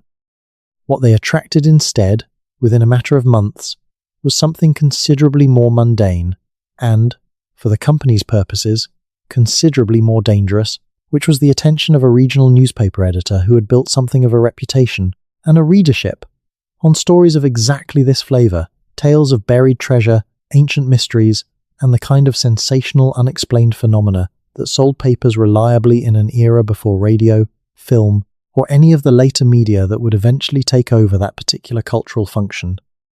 The editor, whose newspaper served several of the smaller coal towns scattered across that section of the county, dispatched a young reporter to the town with explicit instructions, preserved in a brief surviving note from the editor's own papers, to find out what these miners are saying about the thing in the ground and write it up regardless of whether it can be confirmed, because the readers, he wrote with characteristic bluntness, do not care whether it is confirmed, they care whether it is interesting. This instruction, blunt and cynical as it sounds, captures something important about how stories like this one tend to enter the broader public record in this era, not through careful, methodical scientific investigation, but through the considerably less reliable filter of commercial journalism operating under explicit instructions to prioritize entertainment value over verification. The reporter who arrived in town that winter spent, by his own later published account, several days interviewing local residents, though notably, according to the surviving company records from this period, he was never granted any access to the mine itself, the company having by this point grown sufficiently alarmed by the spreading rumours to tighten security around the site considerably beyond what had been necessary during the original investigators' quieter, more careful visits the previous year. Denied direct access to the source of the story, the reporter did what journalists under deadline pressure in this position have done throughout the history of the profession, which is to construct his article primarily from second-hand accounts, local rumour, and whatever fragments of the wilder folklore version of the story he could collect from residents willing to talk, producing a piece that, when it finally appeared in print in early 1893, bore even less resemblance to the investigators' careful original notes than the local rumours themselves had. The published article, a copy of which survives in at least one regional newspaper archive and has been examined by several of the researchers who have looked into this case over the following decades, described, in suitably dramatic prose for its intended audience, An underground temple of an ancient and forgotten race, complete with treasure chambers, and what the article's anonymous author, almost certainly the reporter working from second-hand rumor rather than any direct knowledge, characterized as evidence of human sacrifice, a detail that appears nowhere in the investigator's actual surviving notes, and that, as far as any serious researcher who has examined this case since has been able to determine, has no basis whatsoever in anything the original miners or the investigator himself ever reported. This single article, sensational and largely fabricated as its more dramatic elements clearly were, would go on to cause this entire story significantly more damage to its credibility than any deliberate company cover-up ever managed, because it gave the entire affair, in the eyes of any serious scientist or historian who might later have encountered it, the unmistakable flavor of exactly the kind of fabricated, sensationalized treasure story that filled the pages of regional newspapers throughout this period with no basis in genuine fact whatsoever. It is one of the more bitter ironies running through this entire account that the company's careful, controlled attempt to manage the discovery quietly, motivated as it was by entirely mundane business concerns about production schedules and outside interference, may have inadvertently protected the credibility of what the original investigator actually documented, simply by preventing direct access that would have allowed a journalist to either confirm or properly debunk the wilder rumors that were already circulating by the time his article was written. Instead, the story split, almost from this point forward, into two entirely separate threads: the careful, hedged, frustratingly incomplete account preserved in the investigator's private notes, largely unknown to the wider public for decades afterward, and the increasingly exaggerated, increasingly unreliable folk version that spread through newspapers, local storytelling, and eventually, much later, the earliest forms of what we would now recognize as alternative history publishing, a version of the story that bore the same basic shape as what actually happened, but that grew, with every retelling, further and further from whatever could be verified. The newspaper article itself, once it appeared in print, produced exactly the reaction within the coal company's regional offices that anyone familiar with the cautious, profit-focused culture of these operations might have predicted. The company's senior management, according to a series of internal memos that survive in fragmentary form within the same collection that preserved the foreman's original letter, reacted with what can only be described as genuine alarm, not because they believed the more sensational claims about underground temples and human sacrifice, which the surviving memos treat with the kind of dismissive contempt one would expect from hard-headed businessmen accustomed to dealing in tonnage and freight rates, rather than archaeological mystery, but because the publicity itself, regardless of its accuracy, threatened to bring exactly the kind of outside attention and operational disruption the foreman had been working to avoid from the very beginning. The response, when it came, was swift and considerably more thorough than the original sealing effort the year before.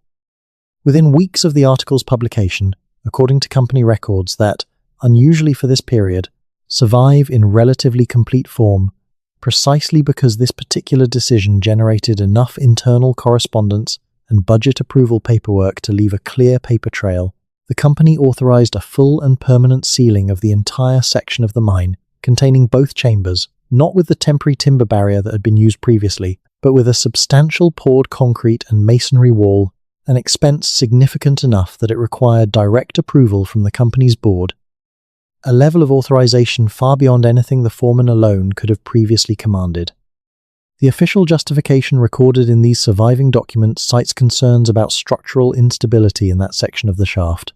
language that, taken at face value, sounds like a reasonable and mundane safety decision of exactly the kind mining companies made regularly throughout this period, when sections of a mine proved geologically unstable or simply not worth the continued investment relative to their coal yield.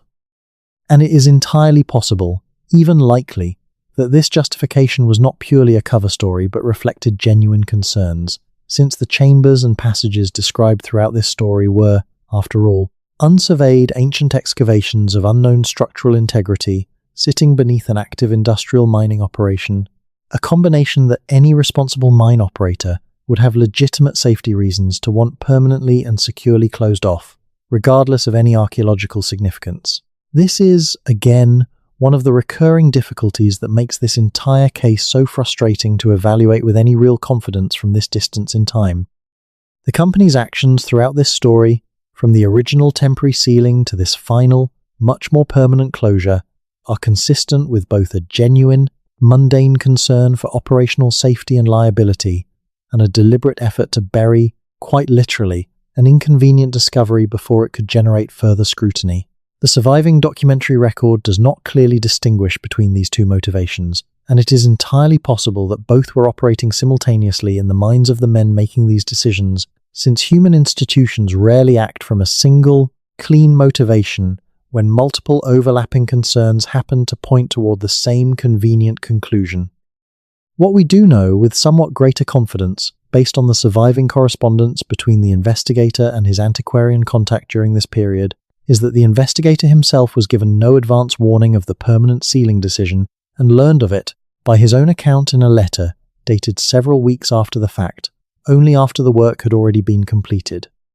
This detail matters considerably for understanding the final shape this story would take, because it means that whatever additional examination the investigator might have hoped to conduct, whatever additional objects he might have hoped to recover or document more thoroughly given more time, was foreclosed entirely and without warning, leaving his notes from the two expeditions in 1892 as, to the best of any researcher's knowledge who has examined this case in the decades since, the only detailed first-hand documentation of the chamber's interior that exists anywhere, in any form, public or private. The letter in which the investigator describes learning of the permanent sealing carries a tone notably different from the careful, measured prose that characterizes most of his other surviving writing connected to this case. It is, by the standards of his usual restraint, genuinely bitter, expressing frustration not merely at losing access to a site he clearly believed held considerable additional significance, but at what he characterized, in language that has been quoted with some regularity by later researchers, sympathetic to his account, as a kind of willful blindness on the part of institutions more interested in coal tonnage than in understanding what might be the single most significant archaeological discovery made in that entire region of Pennsylvania in living memory, sealed away again, he wrote, before anyone with the proper training and resources had been given a real chance to study it. This frustration, whatever its ultimate justification, did not translate into any successful effort on the investigator's part to bring the matter to wider scientific attention through more official channels. His attempts to do so, documented in at least two further letters that survive from the following year, addressed to figures connected with the very same Smithsonian Bureau of Ethnology survey that was, at that exact moment, conducting its sweeping and far more methodologically rigorous investigation into the mound builder question across the broader region, met with responses that, while not openly dismissive, were notably cautious and non-committal, requesting additional documentation, physical specimens, or direct site access that the investigator, given the company's permanent sealing of the chamber and his own complicated, semi-clandestine relationship with the mine's ownership, was simply unable to provide. This response from the official scientific establishment of the period, frustrating as it clearly was for the investigator, reflects something important and worth understanding honestly about how institutional science actually operated during this era, and in many ways continues to operate today. A private collector's second-hand account of an inaccessible site, however detailed and however carefully hedged in its claims, simply does not carry the same evidentiary weight as a properly documented excavation conducted under controlled, repeatable scientific conditions, and the researchers at institutions like the Smithsonian, already managing an enormous and contentious public debate over the mound builder question that required exactly this kind of careful, defensible methodology to settle credibly, had little institutional appetite for chasing down an unverifiable claim from an amateur collector about a site that had, by that point, already been sealed away and was no longer accessible for independent verification regardless of how the matter was ultimately resolved. With the official channels closed and the chamber itself sealed permanently beneath fresh concrete, the story might easily have ended there entirely, fading into exactly the kind of forgotten regional curiosity that local historians sometimes encounter buried in old county records, a single, strange paragraph with no clear resolution. That it did not end quite so cleanly owes something to the subsequent lives of the men who had actually been present for the original discovery, particularly the miner at the very center of this story, whose own path over the following years adds a final, genuinely unsettling layer to everything that came before. He remained with the company for several more years after the discovery, according to the surviving payroll records, working in sections of the mine well away from the area that had been permanently sealed, and by every account that survives from people who knew him during this period, he said remarkably little about what he had seen, certainly far less than the spreading town rumors might have suggested for a man who had supposedly witnessed an underground temple populated by the descendants of an ancient lost people. This relative silence is itself worth noting, because it stands in some contrast to the behavior of the younger miner who had become the investigator's primary source, suggesting that whatever the original discoverer experienced in that chamber affected him in a manner considerably more private and internal than the eager, talkative engagement that characterized his younger colleague's later involvement with the investigation. What we do have, preserved through an unusual and somewhat circuitous path, is a brief account the miner apparently gave, very late in his life, to a grandchild who would go on to share it, decades later, with the same regional folklorist who collected so much of the other material woven through this story.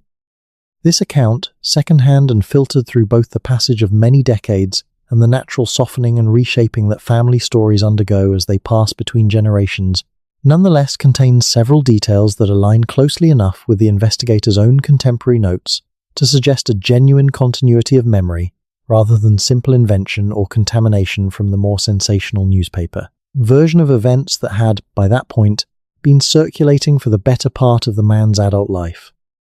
According to this account, the miner described the moment of breaking through into the original passage not primarily in terms of fear, which is how most retellings of this story, including the version preserved in this very documentary, naturally tend to emphasize the experience, given the inherent drama of discovering an unknown, ancient space deep underground. Instead, he apparently described, in the words his grandchild later recorded as faithfully as memory allowed, a feeling closer to recognition, an unsettling sense. As he put it, according to this account, that he had walked into somewhere he was not supposed to find, but that had, in some way, he could never properly articulate even to himself across the following decades, been waiting for exactly this kind of accidental discovery.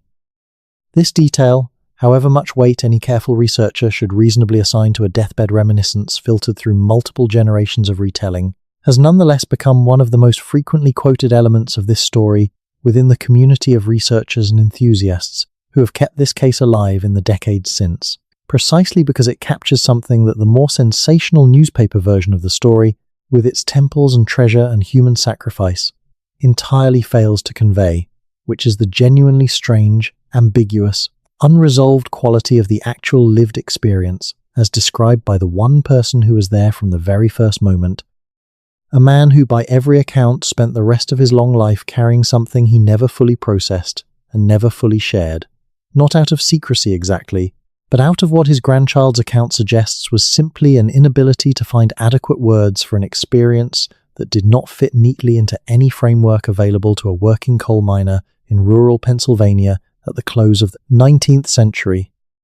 The miner died, according to the genealogical records that have allowed later researchers to trace this part of the story with reasonable confidence, in the early decades of the 20th century, having lived long enough to see significant changes in the mining industry that had defined his entire working life, but having apparently never returned to the section of the mine where the discovery occurred, even after that section was, decades later, and for reasons connected to the broader decline of anthracite mining across the region rather than any renewed archaeological interest, finally abandoned entirely, as the company that had once owned it ceased operations and the shaft itself was allowed to flood and collapse in the gradual, unceremonious way that so many of the deep anthracite mines across this part of Pennsylvania eventually did, once the coal that had justified their existence finally ran too thin and too expensive to extract profitably. This final detail, the eventual flooding and collapse of the original shaft, matters enormously for understanding why this story occupies such a frustrating position for anyone today who wants to investigate it properly using modern methods. The chamber, if it survives at all in any recognizable form after more than a century of underground water intrusion and the gradual structural collapse that affects abandoned mine workings throughout this region, sits somewhere beneath ground that is, by most accounts from local mining historians and the handful of researchers who have attempted to locate the precise site using surviving company maps, no longer safely accessible through any of the original mine workings, which have long since flooded and partially collapsed, in the decades since the operation ceased. Any modern attempt to verify this story through direct physical investigation would require, at minimum, the kind of resources, permissions, and specialized mine rescue and archaeological expertise that no individual researcher and, as far as any public record indicates, no institution has yet committed to the project. This is, in the end, where the verifiable historical thread of this story largely runs out, leaving behind a frustrating but genuinely fascinating collection of partial evidence, an investigator's careful and apparently honest private notes, a handful of surviving letters and company records that corroborate the broad outline of events, even while leaving crucial details unconfirmed, a sensationalized and largely unreliable newspaper account that did real damage to the story's credibility, while paradoxically helping to keep some version of it alive in public memory across the following century, and a body of local folklore collected decades after the fact that preserves fragments of genuine memory tangled together with the kind of embellishment and exaggeration that inevitably accumulates around any story this strange, this old, and this thoroughly unresolved. But to understand why this particular story has continued to resurface every few decades, in old newspaper clippings rediscovered by genealogists, in regional historical society newsletters, and now, in the kind of long-form video essay you are listening to tonight, it helps to step back even further from this single Pennsylvania mine and look at the broader pattern this discovery fits into, a pattern that, once you start looking for it, appears with surprising frequency throughout the buried, half-acknowledged history of pre-Columbian North America. This was, after all, not an isolated incident in the broader sweep of American industrial history. The same decades that saw coal companies pushing ever deeper shafts into the hills of Pennsylvania also saw railroad crews blasting through mountain passes across the continent, canal diggers cutting new waterways through previously undisturbed ground, and farmers across the Midwest plowing fields that had sat largely untouched since long before European contact. Each of these activities, conducted at a scale and pace that the 19th century had never previously attempted, occasionally and unavoidably broke into ground that held evidence of much older human activity, evidence that the rapidly industrializing nation of that era was, by and large, simply not equipped, institutionally or culturally, to properly recognize, document, or preserve. The pattern that emerges from looking at dozens of these scattered incidents together, rather than any single case in isolation, is consistent and, in its own way, quietly damning of how thoroughly 19th century America prioritized economic expansion over historical preservation. Railroad workers cutting through a ridge in West Virginia reportedly broke into a chamber containing unusual skeletal remains that were measured, briefly described in a local paper, and then lost entirely, the remains themselves apparently discarded or sold to private collectors whose holdings have never been traced. Well, diggers in Ohio struck what was described, in another brief regional newspaper account from this same general period, as a stone-lined shaft extending well below any depth that conventional indigenous well-digging techniques known to researchers at the time were thought to reach, a discovery that generated a flurry of brief local interest before the well was simply completed and put into ordinary use, the strange shaft beneath it sealed away and functionally forgotten. These scattered incidents, taken individually, each suffer from exactly the same evidentiary problems that plague the Pennsylvania case at the center of this story: second-hand and third-hand accounts, missing physical evidence, sensationalized newspaper coverage that makes careful verification difficult, and a complete absence of the kind of careful, repeatable, institutionally documented investigation that modern archaeology requires before it will treat any claim as established fact.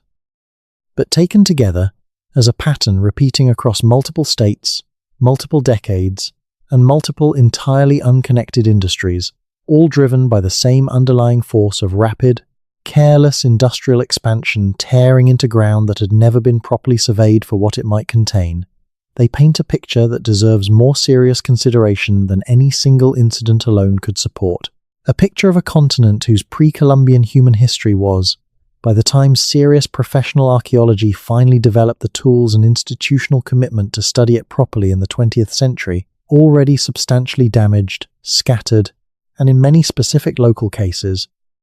permanently lost.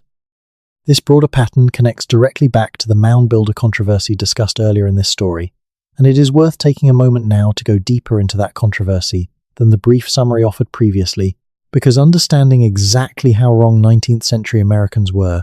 about the scale and sophistication of pre-Columbian civilization in North America helps explain why a discovery like the one beneath that Pennsylvania hillside could be simultaneously so significant and so easily dismissed or distorted by the people who encountered it. The earthworks scattered across the Ohio and Mississippi valleys, structures like the Great Serpent Mound in Ohio, stretching for over a quarter-mile in a sinuous, deliberately serpentine shape across a ridge overlooking a local creek, or the enormous, geometrically precise earthwork complexes at sites like Newark, Ohio, which include circular and octagonal enclosures large enough to contain multiple modern football fields within their walls, represent, by the careful measurement and analysis that 20th and 21st century archaeology has finally been able to apply to them, engineering and organizational achievements that required exactly the kind of large-scale, coordinated labor, astronomical knowledge, and long-term planning that 19th century Americans, for reasons deeply entangled with the racial and political ideologies of their era, simply refused to believe indigenous peoples were capable of producing. The Newark earthworks specifically, to take one well-documented example that illustrates this point with particular clarity, have been shown through careful modern surveying to incorporate precise astronomical alignments connected to the complex 18.6-year cycle of the moon's rising and setting positions along the horizon, a cycle so subtle and so extended that identifying and then physically encoding it into a permanent earthwork would have required generations of careful, continuous astronomical observation passed down through a sophisticated and stable knowledge tradition, the kind of achievement that, when European observers encountered comparable monuments like Stonehenge in England, was celebrated as proof of remarkable ancient sophistication, but that, when applied to monuments built by indigenous Americans, was instead used as evidence that some other, vanished, presumably more advanced race must have been responsible, because the actual builders, as far as 19th century observers were concerned, simply could not be credited with such achievement. This is the broader intellectual and cultural context into which the Pennsylvania discovery emerged in 1891, a context where the actual scale of pre-Columbian achievement in North America was being simultaneously documented with increasing rigor by serious researchers and actively obscured by a popular culture and a political establishment that had every motivation to minimize indigenous achievement, in an era when the same nation was actively engaged in displacing and suppressing the very peoples whose ancestors had built these monuments. A genuinely significant archaeological discovery, made by working coal miners with no formal training and investigated by an amateur antiquarian operating largely outside official channels, stood almost no realistic chance of receiving the kind of careful, well-funded, institutionally supported attention that might have settled its significance definitively.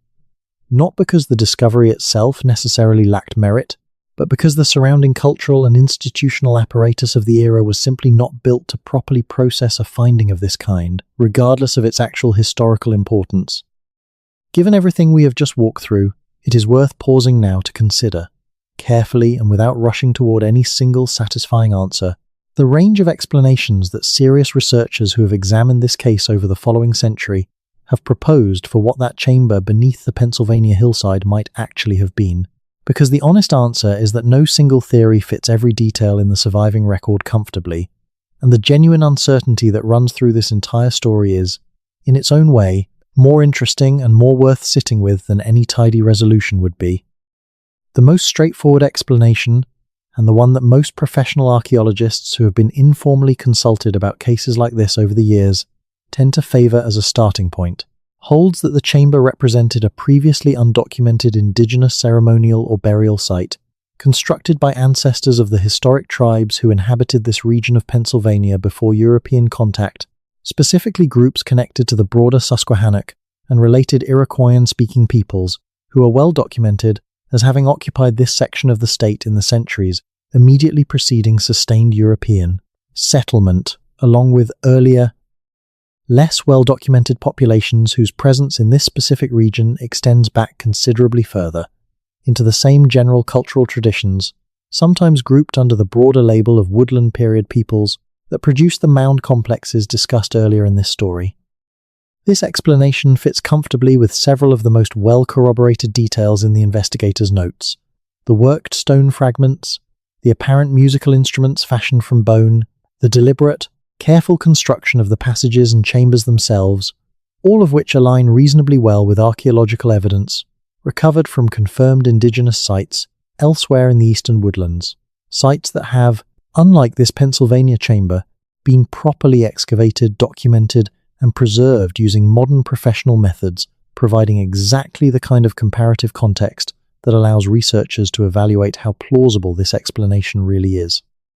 Under this theory, what made the Pennsylvania chamber unusual was not that it represented some impossible or unexplainable phenomenon, but simply that it happened to be located at a depth and in a configuration likely accessed originally through a now collapsed or deliberately concealed surface entrance that placed it well below where conventional industrial mining would normally be expected to encounter such a site, creating the dramatic and disorienting impression of a structure existing impossibly deep underground, when in fact it may have originally been a surface or near-surface structure that had simply been buried by geological processes, landslides, or deliberate concealment over the centuries since its original construction and use. This explanation, reasonable and well-grounded as it is, does leave certain details in the investigators' accounts somewhat uncomfortably unresolved, particularly the unidentified tool-like object recovered during the first expedition which, as discussed earlier in this story, does not closely match any confirmed indigenous tool type from this region that researchers have been able to identify, and the large, oval object of uncertain material recovered from the deeper chamber's niches, which similarly resists confident identification using any comparative framework currently available. Proponents of the straightforward indigenous ceremonial site explanation generally respond to these gaps by pointing out, reasonably enough, that the historical and archaeological record of pre-Columbian North America remains genuinely incomplete, that countless tool types, materials, and cultural practices from this period have simply never been documented because the relevant sites were destroyed, looted, or lost before professional archaeology developed the resources and institutional commitment to study them properly, and that an unidentified object from an undocumented site is not, by itself, strong evidence of anything more exotic than the simple fact that our knowledge of pre-Columbian material culture remains far less complete than popular understanding typically assumes. A second explanation, considerably more speculative, but taken seriously by a smaller subset of researchers who have examined this case, particularly those working within the broader tradition of investigating what is sometimes called America's forbidden or suppressed archaeology, proposes that the chamber may represent evidence of a considerably older human presence in this region than the conventional archaeological timeline for the eastern woodlands currently allows, potentially connected to broader and still genuinely unresolved questions within mainstream archaeology about exactly when and how the Americas were first populated by humans migrating from elsewhere on the planet. This is a genuinely active and legitimate area of ongoing scientific debate, worth taking seriously on its own merits, regardless of how it might or might not connect to the Pennsylvania case specifically. The conventional model that dominated American archaeology for most of the 20th century, often called the Clovis first model after the distinctive stone tool technology associated with some of the earliest confidently dated human sites in North America, held that humans first entered the continent via a land bridge connecting Siberia and Alaska sometime around 13,000 years ago, spreading rapidly southward and eastward from there. This model has been seriously challenged over the past several decades by a growing body of archaeological evidence from sites across both North and South America, suggesting considerably earlier human presence, in some cases potentially extending back 20,000 years or more, evidence that has forced even mainstream, conservative archaeological institutions to substantially revise their understanding of the early peopling of the Americas, a revision that remains actively ongoing and genuinely contentious within professional archaeological circles even today. If a chamber like the one described in this story did contain evidence connected to this older, still poorly understood period of American prehistory, the unusual and unidentified character of certain objects described in the investigators' notes becomes somewhat more explicable, not because it requires any fantastical or supernatural explanation,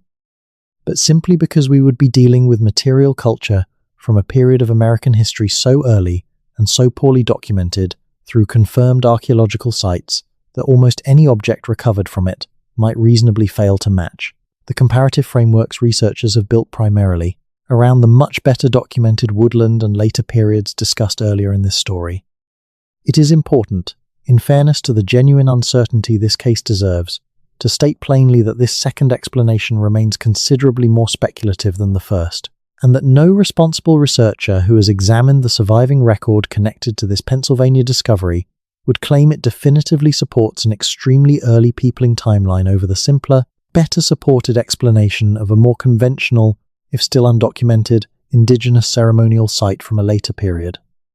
The honest position, the one that the investigator himself seemed to arrive at in his own more careful and self-doubting moments,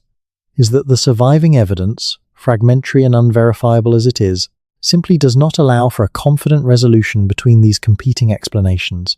and that anyone presenting this story as definitive proof of either possibility is overstating what the historical record can actually support. There is, inevitably, a third category of explanation that has attached itself to this story over the decades, particularly within the corners of alternative history discussion that grew up around the more sensationalized newspaper version of events, rather than the investigator's own careful, restrained notes. And intellectual honesty requires that we address this category directly rather than simply ignoring it, even though it deserves considerably more skepticism than the two explanations already discussed. This third category encompasses a range of claims, popularized initially through that 1,893 newspaper article, and elaborated considerably further in later decades by various self-published writers and, eventually, internet forums and early alternative history publications, suggesting that the Pennsylvania chamber represented evidence not merely of an early, but still recognizably human pre-Columbian presence, but of something considerably more exotic, variously described across different versions of this elaborated story as evidence of a lost technologically advanced civilization, predating and unconnected to any known indigenous culture, or, in the most extreme versions that occasionally surface in the wilder fringes of online discussion, evidence connected to broader claims about ancient non-human or extraterrestrial influence on early American prehistory. These claims, it must be stated plainly and without excessive hedging, have no credible support in the actual surviving historical record connected to this case. The investigator's own careful notes, which represent by far the most detailed and most carefully documented first-hand account of the chamber's actual contents, describe objects and structures that, while genuinely puzzling and not always confidently identifiable, fall well within the range of what a careful, honest researcher with limited formal training might reasonably describe when encountering an unfamiliar but fundamentally human-made archaeological site. Nothing in the surviving record describes technology, materials, or construction techniques that exceed what we know human societies, including pre-Columbian indigenous societies across the Americas, were genuinely capable of producing using period-appropriate tools and accumulated traditional knowledge. The more exotic claims that have attached themselves to this story over the decades represent, almost entirely, later embellishment building on the sensationalized 1,893 newspaper account, rather than anything traceable back to the original, more careful documentation. This is worth dwelling on for a moment, because it illustrates something important about how stories like this one tend to evolve once they enter wider public circulation, particularly in the era of internet discussion forums and video content, where this kind of historical mystery now finds much of its audience. The genuinely interesting and genuinely uncertain core of this story, an unusual archaeological discovery made under difficult conditions by untrained observers, investigated informally by a careful but amateur antiquarian, and ultimately sealed away before proper scientific documentation could occur, gets progressively replaced, with each retelling across each new medium by a version optimized not for accuracy but for maximum dramatic impact, because that is simply what spreads most effectively through whatever communication channel happens to be carrying the story at any given moment. The 1,893 newspaper needed to sell copies to readers who, as its editor bluntly acknowledged in his own surviving correspondence, cared more about being entertained than about being accurately informed. The later alternative history writers who picked up the story needed content dramatic enough to sustain reader interest across an entire book or article. And inevitably, content created for platforms like this one faced some version of the same pressure, which is exactly why it matters. In telling this story honestly, to keep returning, as we have throughout this account, to what the most careful and most contemporaneous surviving documentation actually says, rather than simply repeating the most exciting version that has accumulated the most attention over the intervening century. Having said all of this, it would be equally dishonest to pretend that the genuine, well-documented uncertainty at the core of this story is somehow less interesting or less worth our attention than the exaggerated versions that have grown up around it. A real archaeological discovery, made under genuinely difficult and disorienting conditions, investigated by a man whose own private notes show him wrestling honestly with the limits of his own perception and expertise, and ultimately sealed away by a company more concerned with coal tonnage than historical preservation, before any properly trained researcher had the opportunity to study it, using the rigorous methods that might have settled its significance definitively, is a genuinely remarkable and genuinely frustrating story entirely on its own merits, without needing any embellishment about lost civilizations or impossible technology to make it worth telling. This brings us to the more recent chapter of this story, the efforts that a small handful of researchers, historians, and dedicated amateur investigators have made over the past several decades to determine, using whatever modern resources and techniques are available to them, exactly what can still be verified about this case, and whether anything resembling the original chamber might still exist in any accessible or studyable form beneath that Pennsylvania hillside today. The most serious and sustained of these modern investigative efforts was undertaken, according to the published results of his work that appear in a regional historical journal with a relatively small but dedicated readership focused on Pennsylvania coal country history, by an independent historian who spent the better part of a decade, beginning in the early 2000s, attempting to reconstruct the precise location and current physical condition of the original mine shaft using a combination of surviving company maps, period geological surveys, and modern mine subsidence records maintained by Pennsylvania's State Environmental Protection Agency, which tracks abandoned mine workings across the state precisely because of the ongoing safety hazards. These collapsed and flooded shafts continue to pose to surface structures and infrastructure built above them in the decades since active mining ceased. His research, careful and methodical in a way that mirrors, in its own modern context, the same careful approach the original 1,892 investigator brought to his own work over a century earlier, succeeded in narrowing down the likely location of the original shaft to a specific, relatively small area, though he was careful in his published findings to note that the surviving maps from this period are themselves not always perfectly reliable, having been produced under the same kind of time and budget pressure that characterized the original mining operation, and that any precise location he proposed should be understood as a reasonable best estimate rather than a definitive identification. What this modern research was able to establish with somewhat greater confidence, drawing on the state's mine subsidence and water monitoring records, is that the general area where the shaft once operated has, consistent with the pattern affecting abandoned anthracite workings across this entire region of Pennsylvania, experienced significant groundwater flooding in the decades since mining operations ceased, with state monitoring data indicating water levels in the connected network of abandoned underground workings in this specific area, rising to a point that would, by any reasonable estimate, place the depth at which the original chamber was discovered well below the current water table.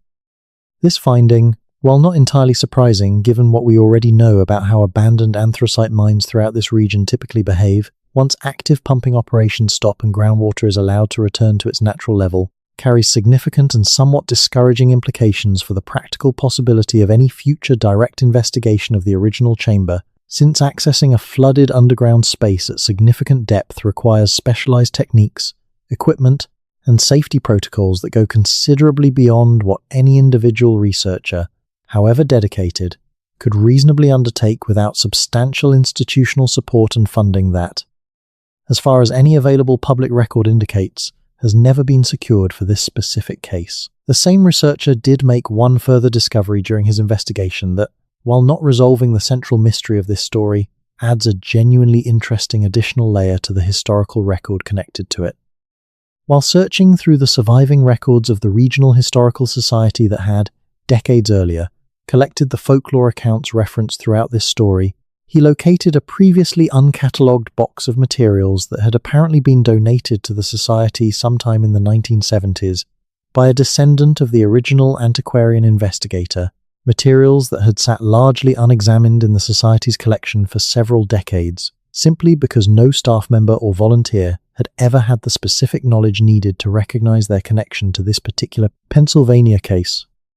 This box contained, according to the researcher's published account of his findings, several additional pages of the investigator's notes that had not previously been known to exist in any form, pages that appear to represent a kind of summary or reflection written some years after the events described throughout this story, likely composed sometime in the early years of the 20th century based on internal references to other events that can be dated with reasonable confidence. These additional pages do not, frustratingly, provide any dramatic new revelation that resolves the central uncertainties this story has wrestled with throughout, but they do offer a genuinely moving final glimpse into how the investigator himself came, with the benefit of years of additional reflection, to understand what he believed he had witnessed. In these later pages, the investigator writes with what the modern researcher who discovered them characterized as a tone of resigned acceptance, rather than the more excited, actively investigating voice that characterizes his original 1,892 notes. He acknowledges, in language that the modern researcher quotes directly in his published findings, that he never succeeded in obtaining the kind of expert confirmation he had originally hoped for, that his attempts to interest proper scientific institutions in the discovery had come to nothing, and that the permanent sealing of the chamber had, in his own words, settled the matter as far as the world at large would ever be concerned, regardless of what he personally continued to believe about its significance.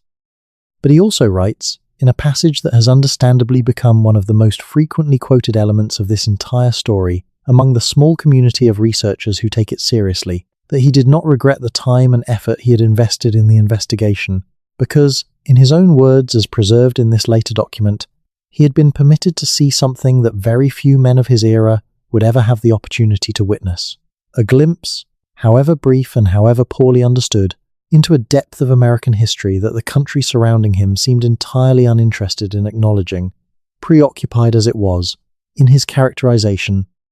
with railroads and factories and the endless pursuit of the kind of progress that left no room for curiosity about what had come before, buried and forgotten, beneath the very ground that progress was being built upon. This sentiment, expressed by a man writing in quiet retrospect more than a decade after the events that had briefly consumed his attention and his curiosity, captures something that runs through this entire story and through countless similar, scattered cases from across this same general period of rapid, careless American industrial expansion.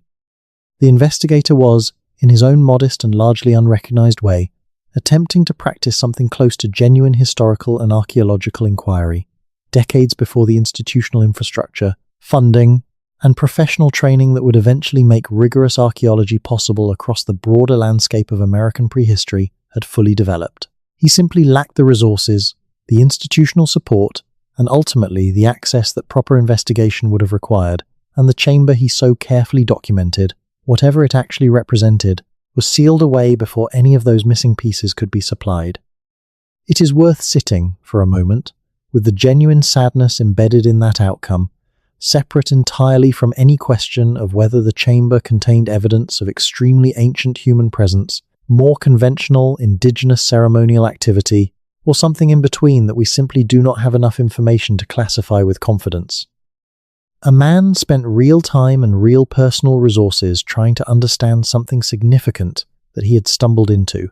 working largely alone, against institutional indifference and active commercial pressure to simply forget what he had seen, and in the end, the world he was trying to inform about his discovery simply moved on without him, more interested, as he himself observed with evident bitterness in his own final reflections, in the coal that could be extracted from that hillside than in whatever older human story might have been buried alongside it. If you have found yourself drawn into this story tonight, drifting along with the slow unfolding of one man's strange experience beneath a Pennsylvania hillside, it is worth taking some time now to widen our view once more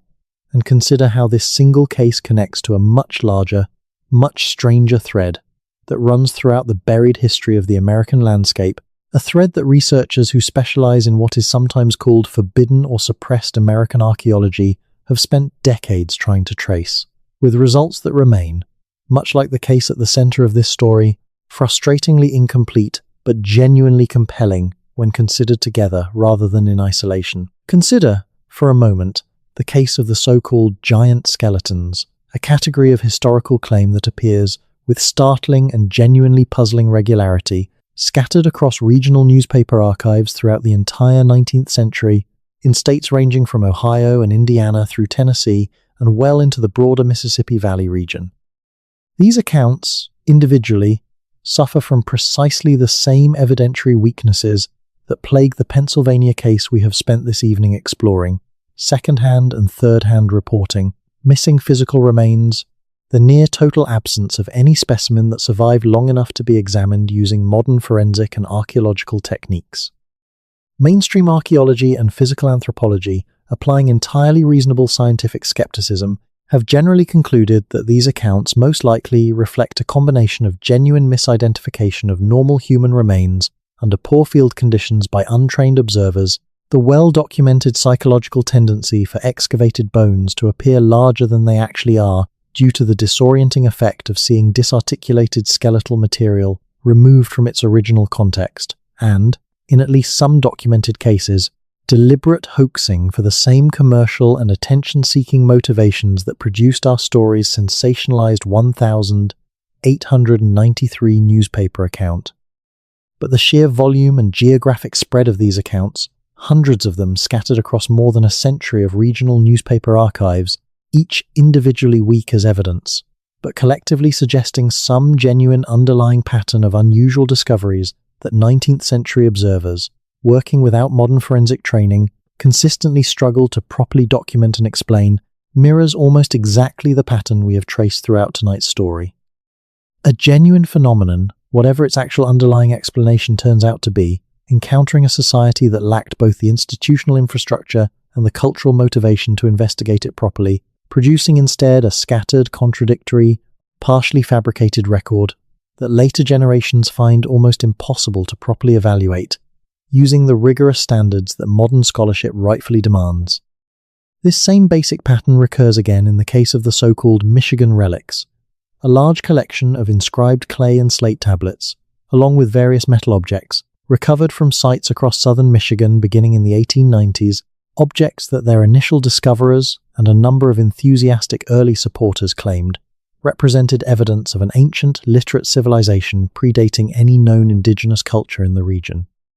This particular case, unlike many of the more vaguely documented giant skeleton reports, was eventually subjected to relatively thorough scientific scrutiny, and the consensus that emerged, based on careful analysis of the object's manufacturing techniques, materials, and the highly suspicious circumstances surrounding many of the original discoveries, concluded that the vast majority, and very possibly the entirety, of the Michigan relics represented a deliberate and surprisingly elaborate hoax, manufactured and planted by individuals connected to the original discoverer for reasons that remain only partially understood, but that appear to have involved both religious motivations connected to certain fringe interpretations of biblical history popular in some circles during this period, and more straightforward financial motivations connected to the sale of these objects to credulous private collectors. The Michigan relics case is worth including in this broader discussion specifically, because it illustrates the other side of the evidentiary coin that any honest investigation of stories like the Pennsylvania Chamber must take seriously. Not every claimed discovery from this chaotic, poorly regulated era of American antiquarian interest represents a genuine, if poorly documented, archaeological find. Some represent deliberate fabrication, constructed specifically to exploit the same genuine public fascination with lost American civilizations that makes stories like tonight so compelling in the first place. Distinguishing between genuine, if frustratingly underdocumented discoveries and deliberate hoaxes requires exactly the kind of careful, skeptical analysis of physical evidence, manufacturing technique, and surrounding circumstantial detail that the Michigan relics eventually received decades after their initial discovery, and that the Pennsylvania Chamber, sealed away before any comparable scientific examination could occur, never had the opportunity to receive at all. This is, in the end, perhaps the single most important honest conclusion this story can offer, more valuable in its own way than any tidy resolution to the central mystery would be. The Pennsylvania discovery occupies a frustrating middle position between cases like the well-documented and ultimately scientifically vindicated mound complexes at sites like Newark, Ohio, which modern archaeology has confirmed beyond reasonable doubt represent genuine, sophisticated indigenous achievement, and cases like the Michigan relics, which careful scientific examination has revealed to be deliberate fabrication. We simply do not, and very likely never will, have enough surviving physical evidence to confidently place the Pennsylvania chamber into either category with the kind of confidence that responsible historical and archaeological scholarship requires. What we have instead, and what this story has tried to honor throughout tonight's telling, is a careful reconstruction of what can actually be verified from the surviving record, presented alongside an honest accounting of exactly where that record runs out and genuine uncertainty begins. The chamber beneath that Pennsylvania hillside may have contained evidence of a sophisticated, previously undocumented indigenous ceremonial tradition. It may have contained evidence connected to the genuinely unresolved scientific debate over exactly how early humans first arrived in the Americas. It may, less dramatically but not implausibly, have contained material that a careful, modern forensic and archaeological examination would identify as considerably more mundane and more easily explained than anything the investigator's own honest uncertainty allowed him to confidently rule out. We do not know, and the company's decision to seal that chamber away permanently beneath concrete and rising groundwater means we may genuinely never know, not because the truth is being actively suppressed by any ongoing conspiracy, but because the simple, mundane combination of commercial indifference, institutional limitation, and the slow, patient work of geological time has already closed the door on this particular mystery, far more effectively than any deliberate cover-up ever could.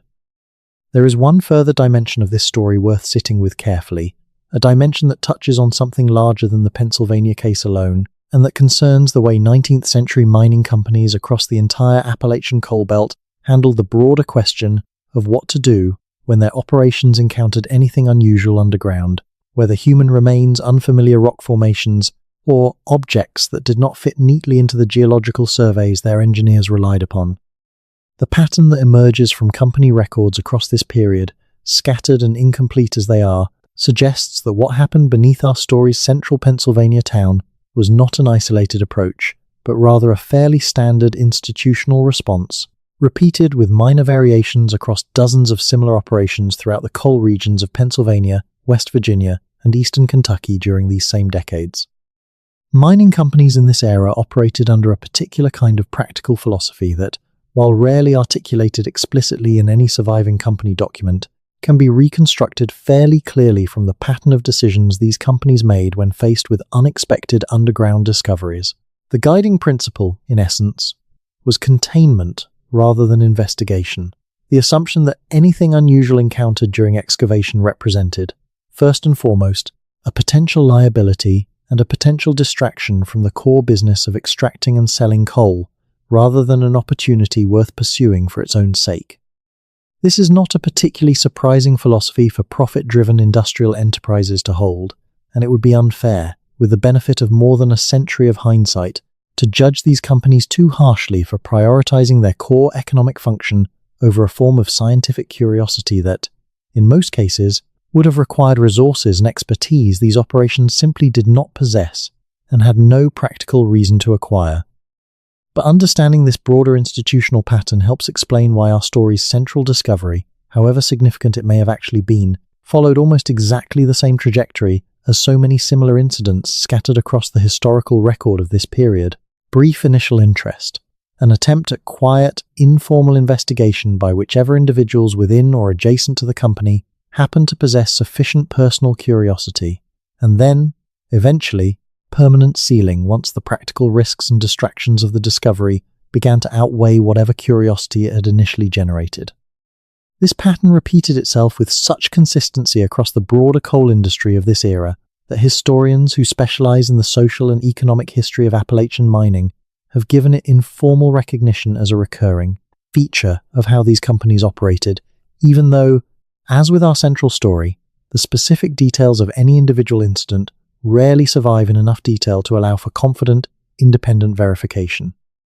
It is worth considering, too, how this pattern intersects with the broader labor conditions that defined mining work throughout this period, conditions that placed enormous pressure on individual miners to avoid exactly the kind of behavior: extended unauthorized investigation, time spent away from productive coal extraction, public discussion of unusual finds that might attract unwanted attention, that our story's central figures nonetheless found themselves drawn toward despite the very real risks to their employment and economic security. Mining work in this era offered little job security and even less institutional protection for workers who deviated from expected behavior, and the willingness of at least two of the men connected to this story, the young miner who continued sharing details with the investigator despite the foreman's instructions for silence, and the investigator himself, who persisted in his informal research despite receiving no encouragement from the company and ultimately no support from the official scientific institutions he attempted to contact, represents a genuinely notable departure from what the economic incentives of the era would have predicted. This departure, small and quiet as it was, deserves to be understood as a form of genuine intellectual courage, even though none of the people involved would likely have described their own actions in such grand terms. They were not driven by any abstract commitment to scientific truth or historical preservation in the way a modern academic might frame such motivations. They were driven, as best as we can reconstruct from the fragmentary record, by something closer to simple, stubborn human curiosity, the kind of curiosity that persists even when every practical incentive points toward letting a mystery go unexamined, the kind of curiosity that has, throughout human history, occasionally produced genuine and lasting contributions to our collective understanding of the world, even when it emerges from people who possessed no formal credentials and received no formal recognition for what they accomplished. This is, perhaps, one final thread worth carrying forward from tonight's long telling, the recognition that history's most significant discoveries do not always arrive through the careful, well-funded channels of official scientific institutions, but sometimes arrive instead through the accidental intersection of ordinary working people, doing ordinary difficult jobs, who happen to encounter something extraordinary and choose, against considerable practical pressure to do otherwise, to pay attention to what they have found rather than simply looking away and returning to the safer, more predictable rhythm of their daily labor. And yet, even accepting all of this uncertainty honestly, even acknowledging that we may never have the kind of definitive answer that would let this story end cleanly, there remains something genuinely worth reflecting on, in how thoroughly this single incident illustrates a much larger truth about the relationship between American industrial expansion and the deeper human history of the continent. It was built upon. Consider the sheer scale of underground disruption that the late 19th and early 20th centuries represented across this country. Thousands of mine shafts driven into hillsides from Pennsylvania to Colorado. Tens of thousands of miles of railroad cuts blasted through mountain ranges. Countless wells, canals, and foundation excavations dug into ground that had, in many cases, supported continuous or intermittent human habitation for thousands of years before any European settler arrived to claim it. Each one of these projects represented a moment of genuine risk and genuine opportunity for exactly the kind of accidental encounter with buried pre-Columbian history that this story has traced in such careful detail. And the overwhelming majority of these encounters, when they occurred at all, almost certainly played out in exactly the manner this Pennsylvania case did: an untrained worker encountering something unusual, a brief flurry of local curiosity and informal investigation, and then, more often than not, a quiet, practical decision driven by commercial necessity to simply continue the original project, sealing away or destroying whatever had been found, because properly investigating it would have cost time and money that nobody involved in the project had any institutional incentive to spend.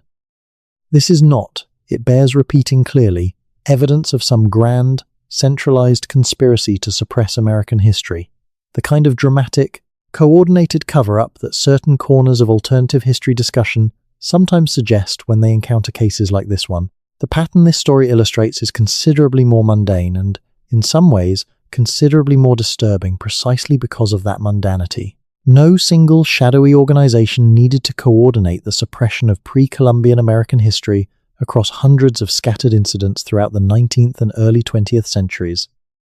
The basic economic logic of industrial capitalism, combined with the genuine cultural indifference and outright racial prejudice that characterized how most 19th century Americans understood indigenous achievement, was entirely sufficient on its own to produce exactly this outcome, incident after incident, across the entire continent, with no need for any deliberate coordination at all. This distinction matters considerably for how we should think about stories like tonight's going forward. The danger is not that some secret cabal is actively hiding evidence of ancient American civilization from the public, a framing that, however dramatically satisfying it might be, ultimately lets the actual responsible parties off the hook by transforming a systemic, structural problem into a simple narrative of villains and secrets waiting to be exposed by sufficiently determined investigators. The actual danger, the one this story illustrates with genuine and lasting significance, is that an entire society organized its priorities in a way that consistently and predictably destroyed or buried evidence of its own deeper history, not through any deliberate malice in most individual cases, but through the simple, compounding effect of treating economic development as inherently more valuable than historical preservation, treating indigenous achievement as inherently less significant than European achievement, and treating the careful, patient, expensive work of proper archaeological investigation as a luxury that could always be postponed in favor of whatever immediate commercial project happened to be underway. The genuine tragedy embedded in this Pennsylvania story, and in the countless similar scattered incidents that this story's broader context has tried to illuminate tonight, is not that some specific secret was deliberately hidden, but that an entire category of knowledge, the accumulated material evidence of thousands of years of human habitation and achievement across this continent, was allowed to be destroyed, piece by piece, incident by incident, simply because nobody with the power to stop it had sufficient institutional or cultural motivation to do so. The investigator, at the center of this story, whatever the ultimate truth of what he actually found, represents one of the very few people from this era who genuinely tried to do better, who recognized, even with his limited training and limited resources, that something significant deserved more careful attention than the company that employed his informants was willing to provide. That his efforts ultimately failed to secure the kind of lasting scientific attention and preservation his discovery may well have deserved is, in its own quiet way, as much a part of this story's significance as anything he actually found in that sealed Pennsylvania chamber. As we settle now into the later hours of this story, it is worth returning, one final time, to the human scale of everything we have walked through tonight, away from the broader patterns of industrial expansion and institutional indifference, and back to the four men who stood at the edge of that opening on an ordinary Tuesday afternoon in 1891. Their lamps throwing small circles of light into a darkness that had been waiting, undisturbed, for longer than any of them could have imagined. They were not scholars. They were not equipped, by training or by temperament, for the kind of careful, methodical investigation that a discovery like this would ideally have received. They were working men, doing a dangerous and exhausting job in pursuit of nothing more exotic than the modest wages that kept their families fed and housed in a hard, unforgiving company town. And the discovery that found them, rather than the other way around, asked something of them that their entire lives had never prepared them to provide. And yet, in their own halting, uncertain way, they rose to meet it. The oldest among them recognized, with the quiet wisdom that 30 years underground had given him, that this was something beyond his authority to handle alone, and made the difficult choice to retreat rather than push forward into danger and uncertainty that exceeded his ability to manage safely. The younger miner, restless and curious in a way that the surviving record suggests set him apart from his companions, found within himself the willingness to keep talking, keep remembering, keep sharing what he had seen with someone genuinely interested in understanding it, even when the company that employed him made clear that silence was the safer and more comfortable path. And the original discoverer, the man whose pick first broke through into that ancient, waiting darkness, carried what he had experienced quietly across the remainder of a long life, never quite finding the words to fully explain it, even to the people closest to him, but never entirely letting it go either, until finally, in the last years of his life, he offered his grandchild a brief, fragmentary glimpse of what that moment had actually felt like, a glimpse that history very nearly lost entirely, preserved only by the kind of quiet, patient, decades-later folklore collection that so much of this story has depended upon. There is something genuinely moving, when you sit with it long enough, in recognizing how much of what we know about this entire affair survives, not because any official institution recognized its importance and took steps to preserve it, but because a series of individual people, an antiquarian investigator who kept careful private notes for reasons that were never entirely clear even to himself, a folklorist who took the time to sit with elderly residents and record their fading memories of stories their grandparents had told them, a modern, independent historian who spent a decade of his own time and resources trying to track down forgotten archive boxes and obscure mine subsidence records, each made an individual, largely unrewarded choice to care about preserving something that the larger institutions and economic forces surrounding them had already decided was not worth the trouble. This pattern, repeated across this story at every level, from the original investigator's careful notes to the modern researcher's decade of patient archival work, suggests something quietly hopeful, buried within an otherwise frustrating and in many ways disheartening account of institutional failure and lost historical evidence. The truth, or as much of the truth as we are ever likely to recover, about what actually happened beneath that Pennsylvania hillside in 1891, survives at all only because individual people, working largely alone and without any official mandate or institutional support, simply refused to let it disappear entirely, even when they had every practical reason to let the matter rest and move on with their own lives instead. If you find yourself, in these quiet hours, thinking about the ground beneath your own feet right now, wherever you happen to be listening to this story tonight, that instinct is worth following for a moment before sleep finally takes you. Nearly everywhere across this continent, beneath the foundations of houses, beneath the asphalt of roads, beneath the cellars and basements that most of us never think twice about, there exists the accumulated physical residue of thousands of years of human presence, layer upon layer of habitation, ceremony, daily life, and quiet burial, stretching back far further than the relatively recent history that fills most American classrooms and most American memory. Most of it will never be found, not because anyone is actively hiding it, but simply because the patient, ordinary business of living, building, and expanding rarely pauses long enough to look carefully at what lies beneath, unless some accident, some unplanned breakthrough like the one that found our Pennsylvania miner on an ordinary Tuesday afternoon, forces that pause upon us. There is, in this thought, both something quietly unsettling and something strangely comforting, the kind of dual feeling that seems to characterize so much of this story when you sit with it carefully rather than reaching immediately for either dramatic alarm or dismissive skepticism. Unsettling, because it means an enormous amount of genuine human history, the accumulated evidence of countless lives lived on this continent long before any of the dates and names that fill conventional American history books has likely already been lost forever, destroyed not through any dramatic catastrophe, but through the slow, patient, utterly mundane processes of farming, building, mining, and digging that every generation since has carried out without a second thought for what might lie beneath. But comforting too, in its own way, because it means that the ground itself still holds far more than we currently know, that the story of this continent remains, in some genuine and meaningful sense, still unfinished, still capable of producing new discoveries, new fragments, new unexpected breakthroughs into spaces that have been quietly waiting, sometimes for centuries, sometimes for far longer than that, for someone to finally notice them. The four miners who stood at that opening in 1891 did not set out that Tuesday afternoon looking for any of this.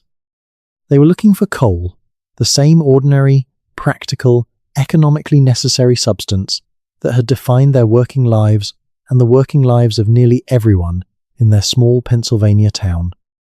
What they found instead, whatever its ultimate nature and significance, was a reminder, delivered entirely by accident, that the ground beneath even the most ordinary, most economically unremarkable corners of this country can still hold something genuinely extraordinary, something that connects the hurried, industrial present of blast furnaces and breaker towers directly back to a much older, much quieter human story that the modern world had, by 1891, almost entirely forgotten how to listen for.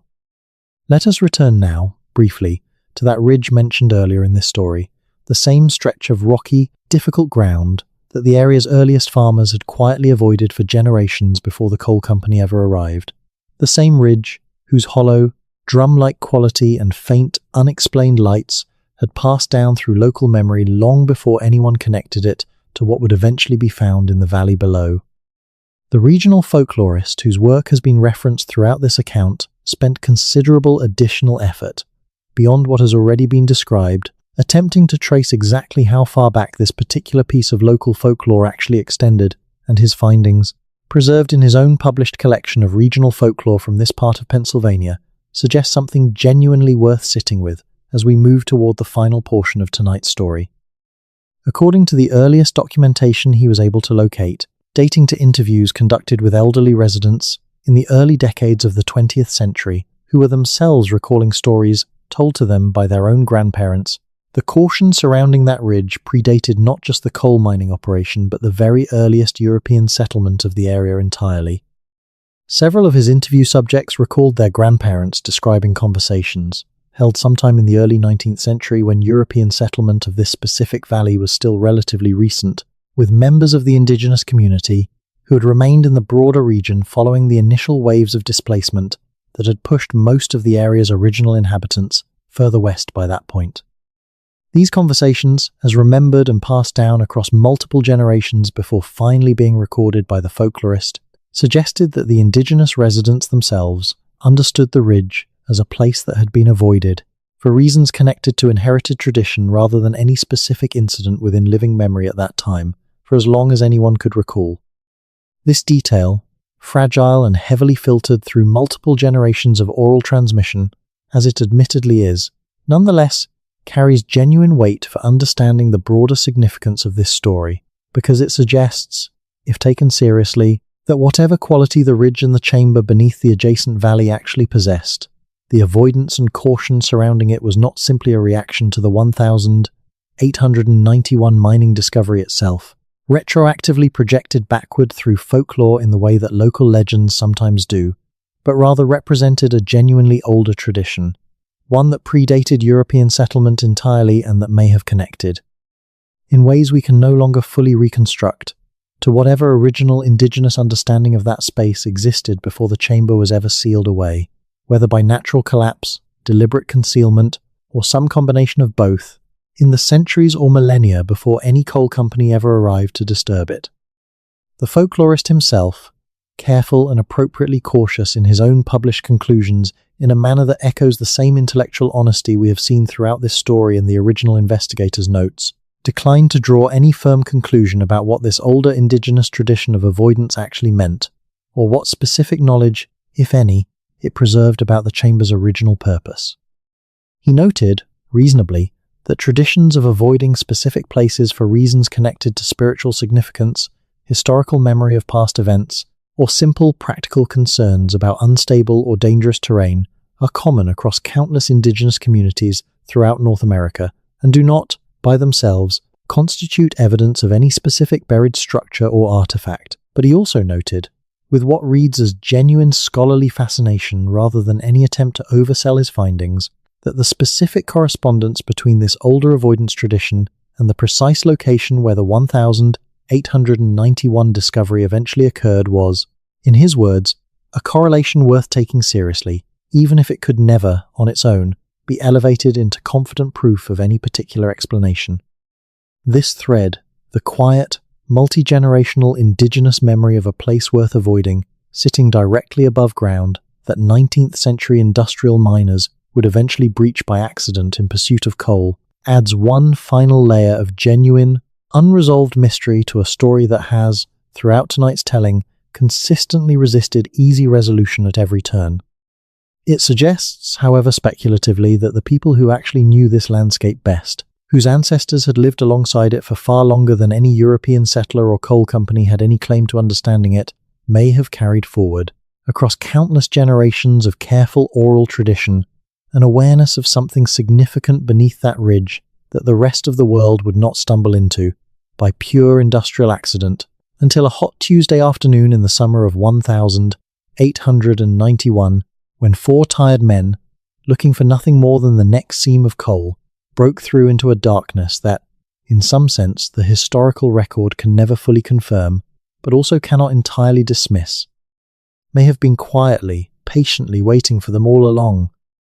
Before we move toward the close of tonight's story, it is worth slowing down even further and spending some time inside the texture of daily life in that Pennsylvania coal town, because understanding the rhythm of that world, to the world these four men inhabited every single day, before and after their strange encounter underground, helps us understand exactly how disruptive and how genuinely disorienting their discovery must have felt, set against the backdrop of lives that otherwise followed an almost unchanging, predictable pattern shaped entirely by the demands of the mine and the company that owned it. The working day in a town like this began long before dawn, particularly in the winter months when the sun rose late over the surrounding hills and the men needed to be at the shaft entrance, lamps lit and ready, well before the first hint of grey light touched the sky.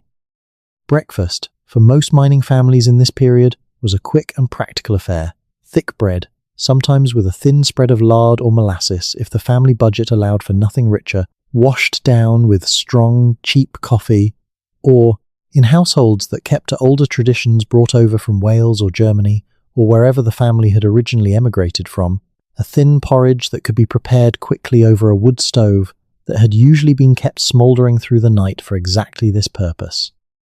The walk to the shaft entrance, for men living in the company housing that clustered close around most mining operations of this era, rarely took more than 15 or 20 minutes, but it was a walk conducted in near silence. By every account, from this period, men saving their breath and their energy for the work ahead,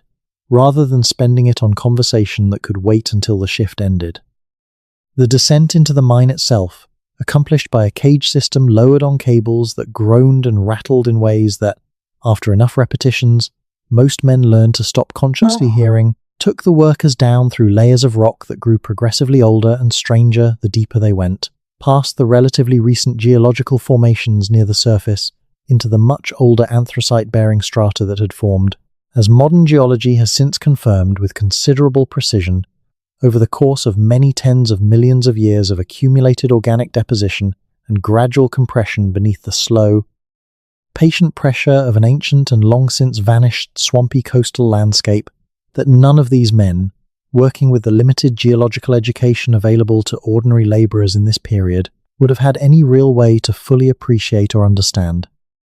Once at the working face, the actual labour of mining anthracite coal involved a combination of careful, skilled handwork and increasingly, by this period, mechanical and explosive assistance that had transformed the industry considerably over the preceding several decades. A skilled miner would examine the coal face carefully before beginning work, reading the seam for weaknesses and natural fracture lines the same way the most experienced men, like the oldest miner present at our story's central discovery, had learned to read the warning signs of unstable rock and dangerous gas pockets.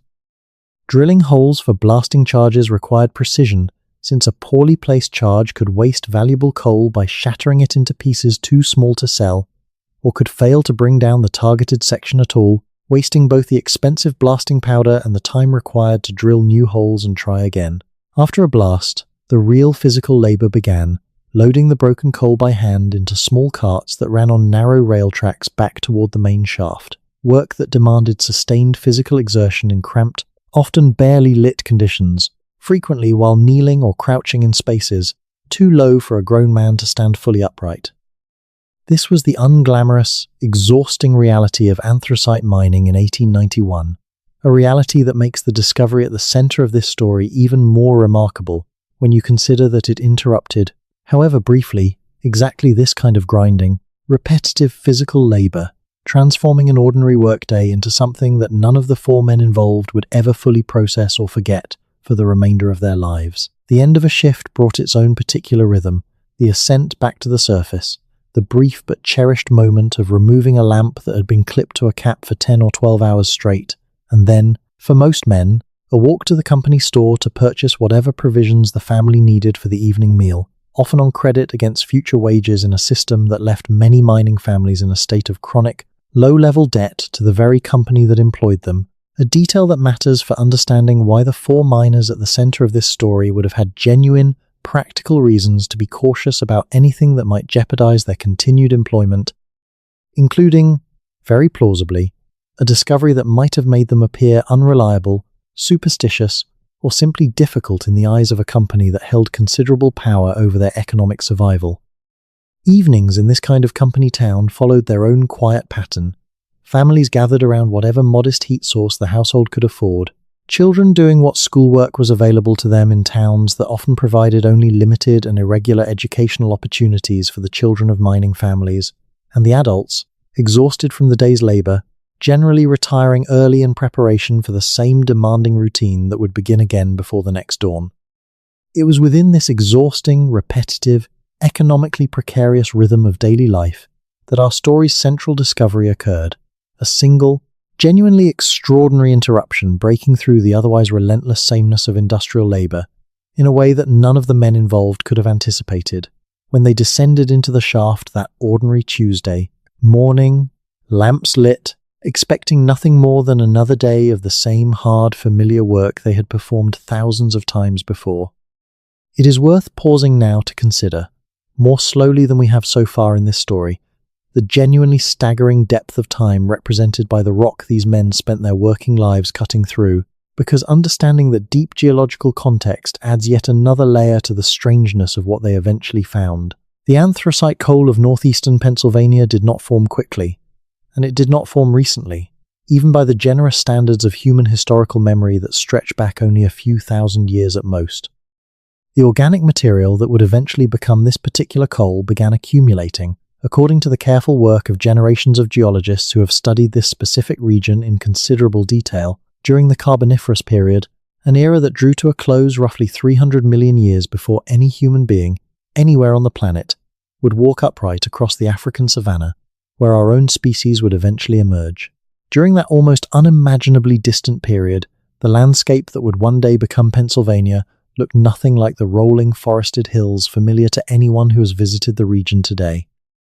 It existed instead as a vast, low-lying coastal swamp, choked with primitive plant life entirely unlike anything alive on Earth today, towering club mosses and ferns reaching heights that would seem more appropriate for a modern hardwood forest, growing in dense, tangled profusion across a humid, equatorial climate, because the landmass that would eventually drift northward and become North America sat, during this ancient period, considerably closer to the planet's equator than it does today, carried slowly across the surface of the globe over the subsequent hundreds of millions of years by the same grinding, patient process of continental drift that continues, almost imperceptibly, to reshape the planet's surface even now. As these ancient swamp forests grew and died, generation after generation across millions of years, their organic remains accumulated in thick layers within the oxygen-poor, waterlogged soil of the swamp floor, preventing the normal process of decomposition that would otherwise have broken this plant material down entirely. Over time, as these layers accumulated and were buried beneath subsequent deposits of sediment, the immense pressure and heat generated by this burial gradually transformed the original plant material first into peat, then into the softer bituminous coal found in many other parts of the world, and finally, in this specific region of Pennsylvania where the geological conditions proved unusually intense, into the harder, purer anthracite that would eventually draw mining companies to sink shafts deep into these hills throughout the 19th and 20th centuries. This process required not merely millions but hundreds of millions of years to complete, an almost incomprehensible span of deep geological time that dwarfs, by a margin that the human mind struggles to genuinely internalize, even the most ancient and significant moments of human history that this story has explored tonight. The mound builders of the Ohio Valley, building their sophisticated earthworks some 2,000 years ago, the earliest confirmed human presence in North America, stretching back at minimum 13,000 years and very possibly considerably further, into the genuinely contested territory of the pre-Clovis debate discussed earlier in this story. Even these genuinely ancient human timescales represent only the faintest, most recent sliver of time when set against the hundreds of millions of years required to transform an ancient swamp forest into the anthracite coal that our foreminers spent their working lives extracting from deep beneath the Pennsylvania hills. And yet, within this almost unfathomably ancient rock, formed long before any human being or even any recognizable mammal walked the earth, these four men encountered evidence, however ambiguous and however incompletely documented, of comparatively recent human activity, structures and objects that, whatever their precise age turns out to have been, represent a timescale of mere centuries or perhaps thousands of years, a fleeting, almost impossibly brief moment when set against the deep geological context of the rock that surrounded, and in some sense, had patiently protected and concealed that human activity for so long. This juxtaposition, the genuinely ancient rock encountering the comparatively recent human story buried within or alongside it, captures something that this entire narrative has circled around from its opening moments. The way that human history, however far back it actually extends, remains only the briefest, most recent chapter within the much vaster and much older story of the planet itself. A planet that has been patiently recording its own history, layer by layer, for far longer than human memory or even human imagination can comfortably encompass.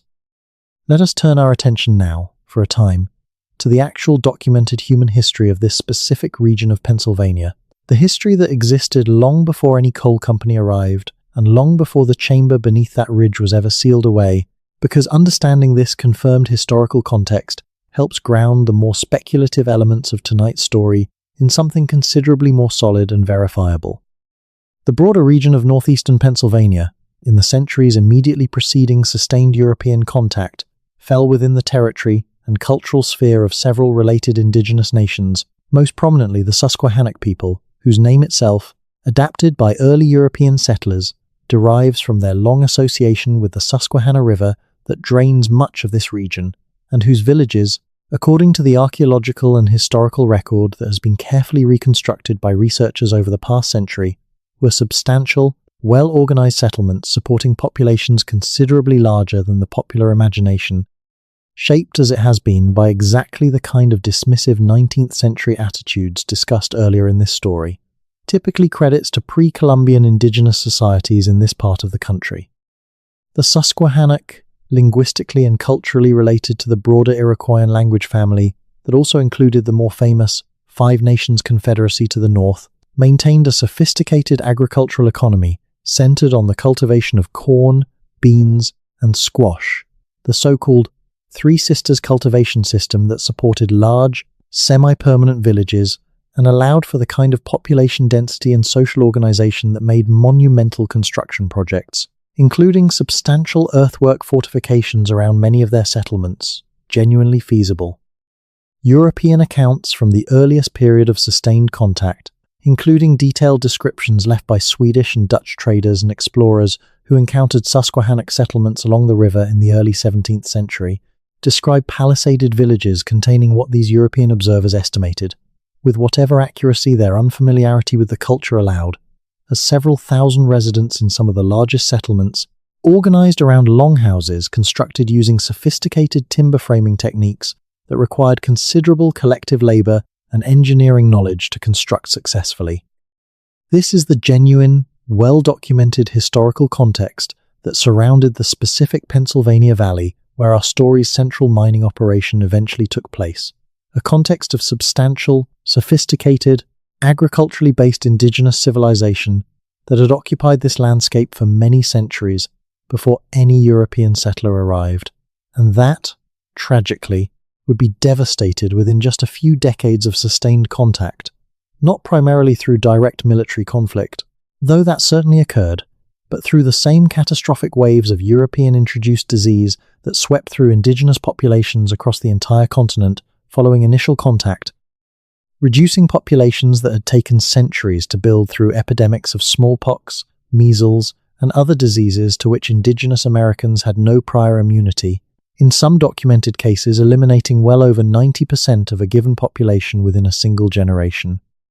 By the time the area around our story's mining town had passed fully into European and later American control, the Susquehannock as a distinct, organized political and cultural entity had been almost entirely destroyed, their surviving population scattered, absorbed into neighboring indigenous nations, or relocated through the same patterns of forced displacement that affected indigenous communities across the entire eastern portion of the continent throughout the colonial and early American period. The handful of indigenous residents who remained in the broader region by the early 19th century, the same period during which, according to the folklore discussed earlier in this story, conversations occurred regarding the ridge's significance and the traditions of avoidance surrounding it, represented only the smallest, most attenuated remnant of what had once been a substantial and sophisticated regional civilization. This historical context matters enormously for properly understanding the broader significance of tonight's story, because it means that whatever the chamber beneath that Pennsylvania ridge actually contained, it existed within a landscape that had genuinely supported substantial, organized, technologically and socially sophisticated human civilization for many centuries, quite possibly for a considerably longer span of time, extending back into the more distant and less well-documented woodland period traditions discussed earlier, traditions connected to the broader mound-building cultures of the Ohio and Mississippi valleys. The chamber did not need to represent evidence of some exotic, unknown, or impossible civilization to be genuinely significant. It needed only to represent a previously undocumented physical trace of the very real, very substantial indigenous civilizations that we already know, through extensive and increasingly well-documented archaeological and historical research, occupied this landscape for many generations before the arrival of the coal companies that would eventually, almost by accident, breach into whatever remained of their physical legacy, deep beneath a hillside that had patiently kept its secrets long after the people who built whatever lay within it had themselves been scattered, displaced, and largely erased from the historical memory of the nation that replaced them. As tonight's story draws closer to its end, it is worth gathering together, one final time, the various threads we have followed through this long, winding account, because a story this layered, covering as it does more than a century of scattered evidence, competing theories, and genuine, unresolved uncertainty, benefits from a moment of quiet reflection before we let it finally settle into rest, alongside everything else this evening has carried. We began with 4 exhausted men standing at the edge of an opening that should not have existed, their lamps casting small circles of light into a darkness that had been waiting, by every reasonable estimate available to us, for a span of time considerably longer than any of them could meaningfully comprehend. We traced the careful, honest, frequently self-doubting investigation conducted by an amateur antiquarian whose private notes represent, more than a century later, still the single most detailed and most credible account of what that chamber actually contained, an account that resists, at every turn, the temptation toward easy sensationalism that would eventually overtake the public version of this story once it passed into the hands of a newspaper editor, more concerned with selling copies than with preserving accuracy. We considered, carefully and without rushing toward false certainty, the range of explanations that might account for what was actually found beneath that hillside, from the straightforward and well-supported possibility of a previously undocumented indigenous ceremonial site connected to the genuine, sophisticated, and tragically diminished civilizations that we know occupied this landscape for centuries before European contact, through the more speculative but still scientifically legitimate possibility of evidence connected to the genuinely unresolved debate over exactly how early humans first arrived in the Americas, and finally to the more exotic and considerably less credible claims that later embellishment attached to this story, claims that the available evidence simply does not support, no matter how many times they have been repeated across the decades of retelling that followed the original 1,893 newspaper sensationalism. We followed the quiet, largely unrewarded persistence of the people who kept this story alive against considerable institutional indifference. The original investigator, whose careful notes sat largely unknown for decades, the folklorist who took the time to sit with elderly residents and preserve their fading memories before those memories were lost entirely, and the modern independent historian whose decade of patient archival research succeeded in confirming what could still be verified, while honestly acknowledging the considerable limits of what modern investigation can actually accomplish, given the chamber's apparent permanent inaccessibility beneath rising groundwater and collapsed mine workings. And we considered, throughout this entire account, the broader pattern this single Pennsylvania case fits into, a pattern of careless, accidental industrial encounters with pre-Columbian American history repeated across dozens of similar incidents throughout the 19th and early 20th centuries, almost none of which received the kind of careful, well-resourced scientific attention that might have settled their significance definitively, not because of any coordinated conspiracy to suppress this history, but because of the simple, compounding, and in its own way more troubling reality that American society during this period organized its priorities in a manner that consistently treated economic development as more valuable than historical preservation, and indigenous achievement as less significant than the relentless pursuit of industrial progress. There is one more thread worth following before we let this story finally rest. a thread that takes us slightly beyond what the surviving historical record can strictly verify, into the realm of careful, honest speculation that this story has tried, throughout tonight's telling,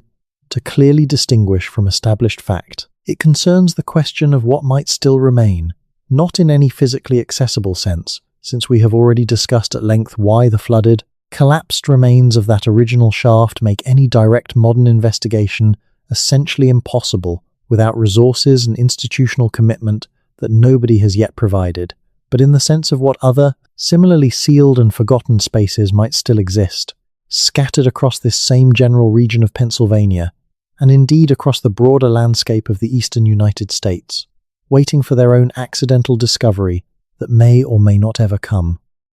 The geological conditions that produced the chamber beneath our story's central ridge were not, by any reasonable scientific assessment, unique to that single specific location. The broader anthracite region of northeastern Pennsylvania contains, according to the careful surveys conducted by the state's Geological Service over the past century, an extensive and genuinely complex network of natural fractures, voids, and underground water channels running through the same general rock formations that our story's mining operation encountered, formations that extend across a considerably larger area than the single valley where this particular discovery occurred. If the chamber beneath our story's ridge represented genuine evidence of ancient human use and habitation, accessed originally through some now collapsed or deliberately concealed surface entrance, before later geological processes buried it beneath the depth that 19th century mining would eventually reach by accident, there is no obvious reason, based purely on the underlying geology, why similar spaces might not exist elsewhere across this same broader region, equally undiscovered, equally inaccessible to casual investigation, and equally dependent on some future accidental breakthrough, whether through renewed mining activity, infrastructure construction, or simple geological subsidence, before their existence might ever come to light. This possibility, speculative as it remains, connects to a broader pattern that researchers specializing in what we have called throughout tonight's story the forbidden or suppressed archaeology of pre-Columbian North America have noted with some consistency across multiple regions of the country the observation that genuine archaeological significance often correlates, in ways that should not be surprising once you think carefully about it, with exactly the kind of geological features that later industrial activity finds most attractive for entirely unrelated economic reasons. Caves and natural rock shelters that provided shelter and ceremonial space for ancient peoples often sit within the same limestone and similar rock formations that later attracted quarrying operations. River valleys that supported substantial pre-Columbian agricultural settlements, exactly the kind of settlements the Susquehannock maintained throughout this region, frequently became the same river valleys that later industrial development found most valuable for transportation, water power, and eventually railroad construction. The same landscape features that made a location valuable to ancient peoples for entirely practical reasons connected to water access, defensible terrain, and agricultural fertility often made that same landscape valuable to later industrial society for closely related practical reasons, creating exactly the kind of overlap that this story has traced throughout its long, winding account, the overlap between where ancient human history actually occurred and where modern industrial expansion was most likely to accidentally encounter physical evidence of it. This overlap suggests, with whatever degree of confidence the genuinely incomplete evidence allows, that the chamber beneath our story's Pennsylvania ridge was very likely not a singular, unique anomaly, but rather one instance, one accidentally discovered fragment, of a considerably larger and more widely distributed pattern of pre-Columbian human activity across this region, a pattern that the vast majority of which remains, even now, more than a century after our story's central events, entirely undiscovered, sealed away beneath ground that has not yet experienced the particular combination of circumstances, industrial excavation, geological subsidence, or deliberate investigation that would be required to bring it back into the light. As we come now to the close of this long telling, let your mind settle, if it will, on that image we began with, 4 men standing at the edge of an opening in the dark, lamps held forward, the small circle of light reaching only so far before the darkness simply continued, patient and unbothered, exactly as it had for however many centuries or millennia had passed, since anyone had last stood in that space and looked back at them. That image, more than any specific theory or any specific object, recovered from those careful niches in the deeper chamber, captures something essential about what this story has tried to offer tonight. Not a resolution, not a tidy answer that lets you close this chapter with full confidence about exactly what happened beneath that Pennsylvania hillside, but something closer to an invitation to sit comfortably with genuine uncertainty, to find something worthwhile, and even something quietly restful in a mystery that does not insist on resolving itself before you are ready to let your own thoughts drift elsewhere. The ground beneath this country, beneath every country, holds far more than any single human lifetime could ever hope to fully uncover. Layer upon layer of accumulated time and accumulated human presence, stretching back through the documented, careful history of indigenous civilizations like the Susquehannock,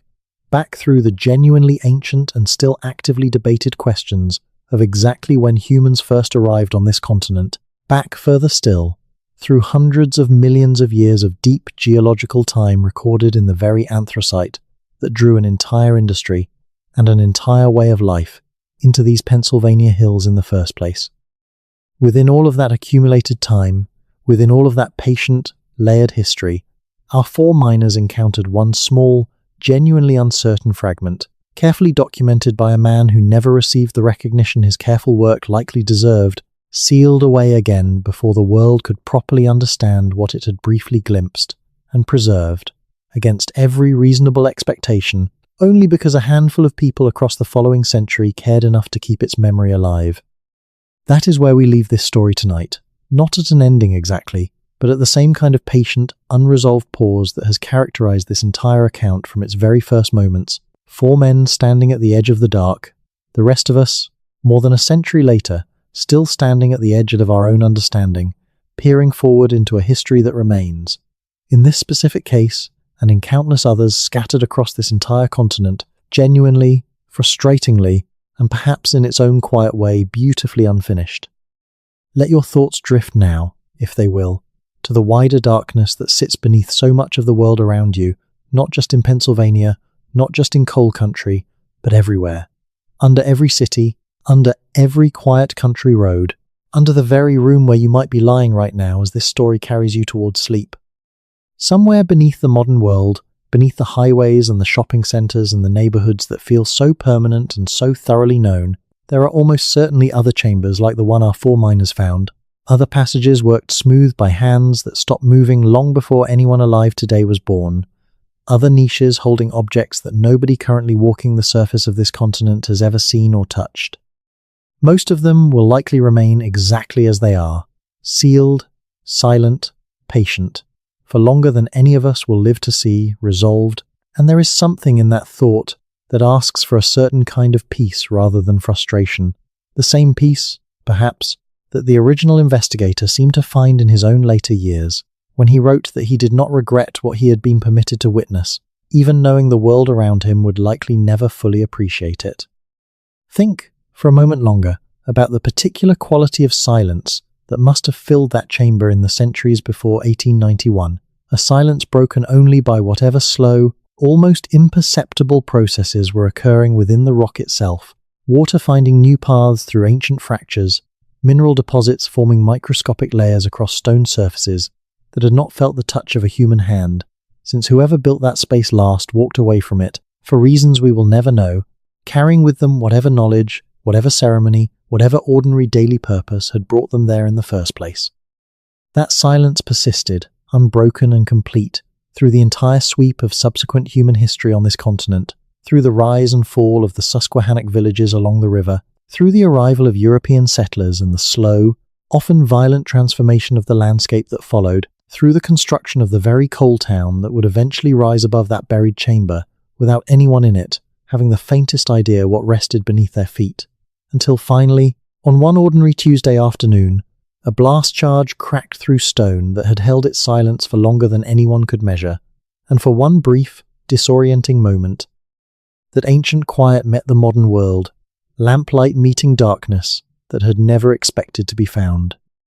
And then, just as quickly, the silence returned. The passage was sealed, first with timber, later with concrete, and the groundwater rose slowly over the following decades to finish what the company's deliberate sealing had begun, returning that chamber to something close to the same undisturbed state it had occupied for however many centuries or millennia preceded its brief, accidental rediscovery.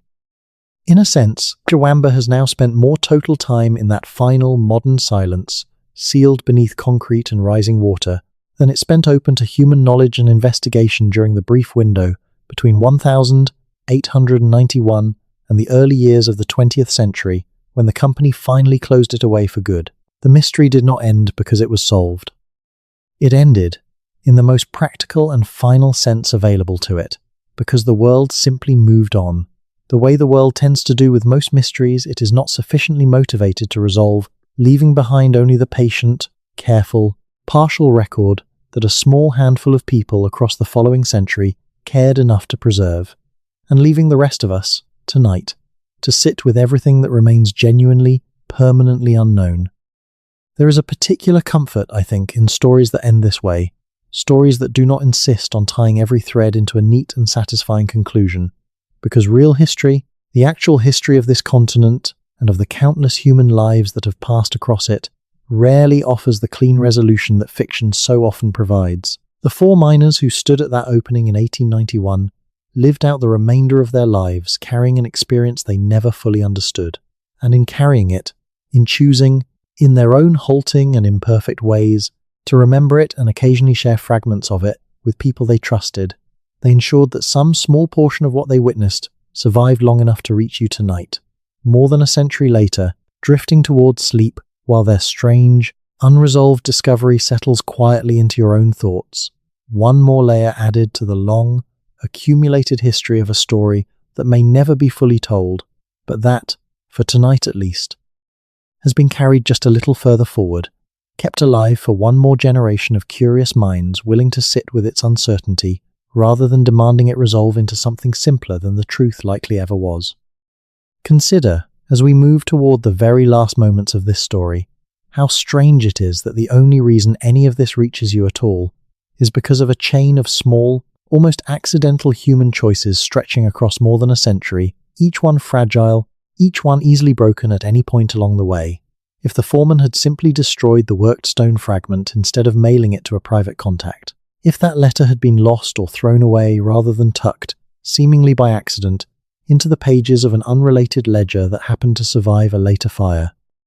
if the investigator had never bothered to write down his own careful, self-doubting reflections, or if those later pages, discovered decades afterward in an uncatalogued donation box, had simply been discarded by some historical society volunteer who saw nothing more than old, illegible handwriting not worth the shelf space. If the folklorist had never taken the time to sit with elderly residents whose memories of the Ridge legend would otherwise have died with them, unrecorded and unrecoverable.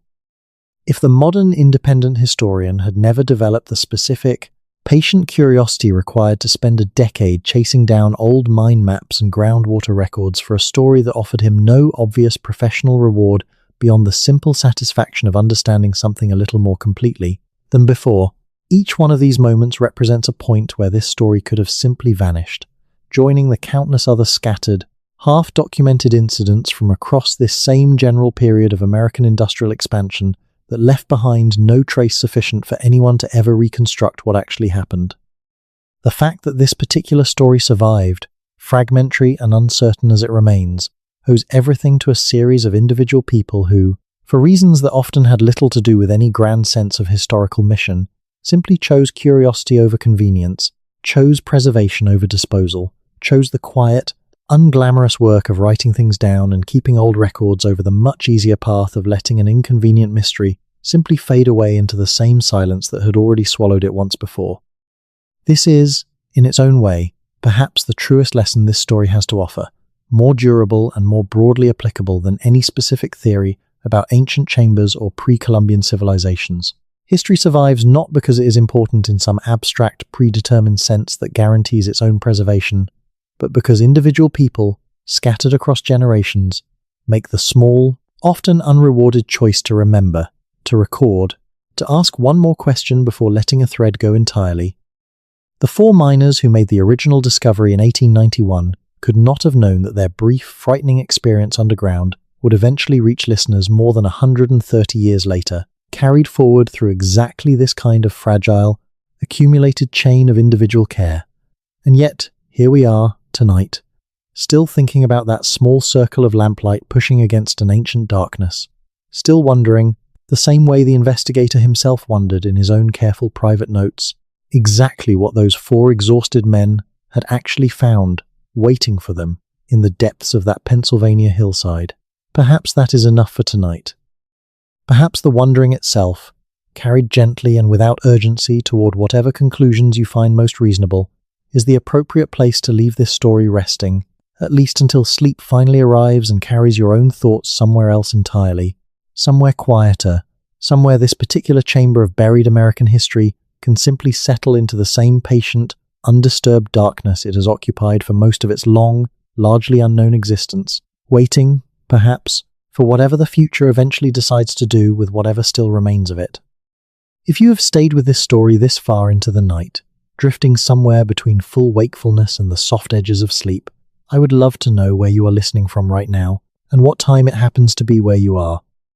I always read through the comments,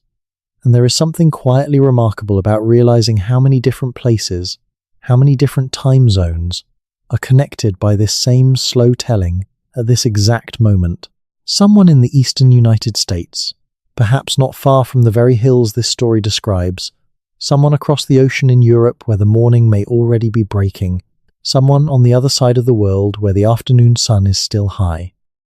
It is a strange and gentle kind of connection, all of us scattered across the globe, brought together briefly by a story about four men and a small circle of lamplight pushing against an old, patient darkness in the Pennsylvania hills. It is worth, in these final quiet minutes, returning once more to the specific texture of that moment in 1891, because it is the kind of moment that rewards slow, careful imagining rather than quick summary. Picture the air in that passage, thick with the dust that any fresh blast inevitably produces, the smell of spent blasting powder mixing with whatever faint, unfamiliar mineral scent the chamber itself carried, the kind of smell that more than one miner in this story described as resembling old water, water that had been sitting undisturbed for far longer than any of them could properly imagine. Picture the particular quality of sound in that space, the way their own breathing and their own careful footsteps seemed to echo back at them from directions that did not quite match where the walls should have been, the disorienting layered quality of acoustics in a large, irregular underground chamber that none of them had any prior experience navigating. Picture, too, the specific, very human fear that must have accompanied even the most curious and determined among them, a fear not of any specific identified threat, since nothing in the surviving record suggests they encountered anything overtly dangerous within that chamber, but the deeper, more primal fear that comes from finding yourself somewhere genuinely unprecedented, somewhere your accumulated experience and training have not prepared you to properly interpret. Every instinct these men had developed across years of underground work was built around reading natural stone, natural gas pockets, natural patterns of collapse and stability. None of that hard-won instinct applied cleanly to a space that had clearly been shaped by deliberate human hands, by purposes and techniques entirely unfamiliar to them, sealed away for a length of time that defied easy comparison to anything in their own lived experience. And yet, even within that fear, the surviving accounts suggest something closer to wonder than to panic, a careful, curious engagement with the unknown that speaks well of these men, working people with no formal education in archaeology or geology, who nonetheless approach something genuinely extraordinary with patience, with care, and with enough presence of mind to retreat when caution demanded it rather than push forward recklessly into danger they could not properly assess. That balance, between genuine fear and genuine curiosity, between caution and the pull of discovery, runs through this entire story from its very first moments to its final, unresolved conclusion, and it captures something true not just about this specific incident in 1891, but about the broader human relationship with mystery itself, the way we are drawn forward by the unknown even as some older, more cautious part of us counsels patience, counsels care, counsels the kind of slow, deliberate investigation that the four miners managed, in their own imperfect way, to practice that long-ago Tuesday afternoon. This story, more than a century old now, carried forward through fragile letters and forgotten archive boxes, and the patient work of folklorists and independent historians who simply refuse to let it disappear entirely, asks nothing more of you tonight than the same patient curiosity those four men brought to their own brief, strange encounter with the unknown. Not certainty, not resolution. Just the willingness to sit, for a little while longer, at the edge of something genuinely uncertain, and to find, somewhere within that uncertainty, a kind of quiet comfort rather than frustration, the same comfort the original investigator himself eventually found in his own later years, when he wrote that he did not regret what he had been permitted to witness, even knowing the world around him would likely never fully understand its significance. Let this be, then, the final image we carry forward from tonight's long telling. Not the sensationalized underground temple of the 1893 newspaper article, with its invented treasure and its baseless claims of sacrifice, a version of the story built for excitement rather than truth. Not the wilder fringe theories that later decades would attach to this case, theories that the careful, surviving historical record simply does not support, no matter how many times they have been repeated across the corners of the internet, where this story occasionally resurfaces. Instead, simply this. 4 tired men, working an ordinary shift in an ordinary Pennsylvania coal town, breaking through, by pure accident, into a darkness considerably older than anything their own lives or their own century had prepared them to understand. A careful, curious investigator, working largely alone and without institutional support, doing his honest best to document what he found before the world around him sealed it away again, this time for good. A chain of small, fragile, almost accidental acts of preservation, stretching across more than 100 years, that allowed at least some fragment of this story to survive long enough to reach you tonight. Somewhere beneath that Pennsylvania hillside, beneath rising groundwater and collapsed timber and a century of accumulated silence, whatever remains of that chamber continues to rest exactly as it has rested for most of its long, mostly unknown existence, undisturbed, patient, and entirely indifferent to whether anyone above ever fully understands what it once held. That patience, in its own quiet way, is perhaps the most fitting note to end on tonight. The reminder that some mysteries are not meant to be solved quickly, or perhaps even solved at all within any single human lifetime, but are instead meant to be carried, gently and without urgency, from one curious mind to the next, across however many generations it takes for the full truth, if a full truth even exists to be found, to finally come to light, or to simply remain, as it has for so long now, quietly and permanently its own. Let your thoughts settle now. Let the image of that small circle of lamplight fade gently into whatever dreams the rest of this night has waiting for you.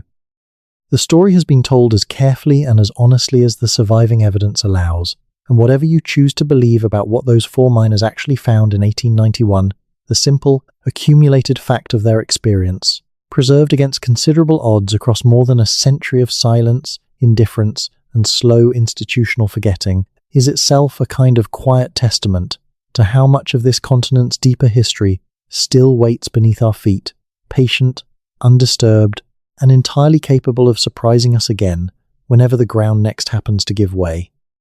Before we close tonight's telling completely, it is worth acknowledging one last time just how many small threads this single story has touched, threads that reach back through the deep geological time recorded in that ancient anthracite, through the sophisticated, tragically diminished civilizations of the Susquehannock and their neighboring nations, through the genuinely contested scientific debate over the earliest peopling of this continent, through the careless, accidental pattern of industrial discovery and institutional indifference that scattered similar incidents across this country throughout an entire era of rapid, careless expansion, and finally through the fragile, accumulated chain of individual human care, an antiquarian's private notes, a folklorist's patient interviews, a modern historian's decade of quiet archival persistence that allowed even this much of the story to survive long enough to reach you tonight, drifting somewhere between waking and sleep, carrying this small fragment of buried American history forward into whatever dreams the rest of this night still has waiting for you. Whatever those 4 men actually found beneath that Pennsylvania hillside in 1891, whatever the truth of that sealed and flooded chamber ultimately turns out to be, if it is ever resolved at all, the story itself, carried this far by so many careful, unrewarded hands across more than a century, has already accomplished something quietly remarkable simply by surviving. It has reminded us, gently and without insisting on any particular conclusion, that the ground beneath this entire continent still holds far more than any single generation could hope to fully know, that history remains, in the most genuine sense, still unfinished, and that somewhere out there, beneath some other quiet hillside or some other forgotten valley, another small circle of lamplight may yet, someday, push back against another patient darkness that has been waiting just as long, just as quietly, for its own turn to finally be found. If you're watching this to fall asleep, that's exactly why I make these videos. Maybe subscribe and let me know where are you right now and what time is it.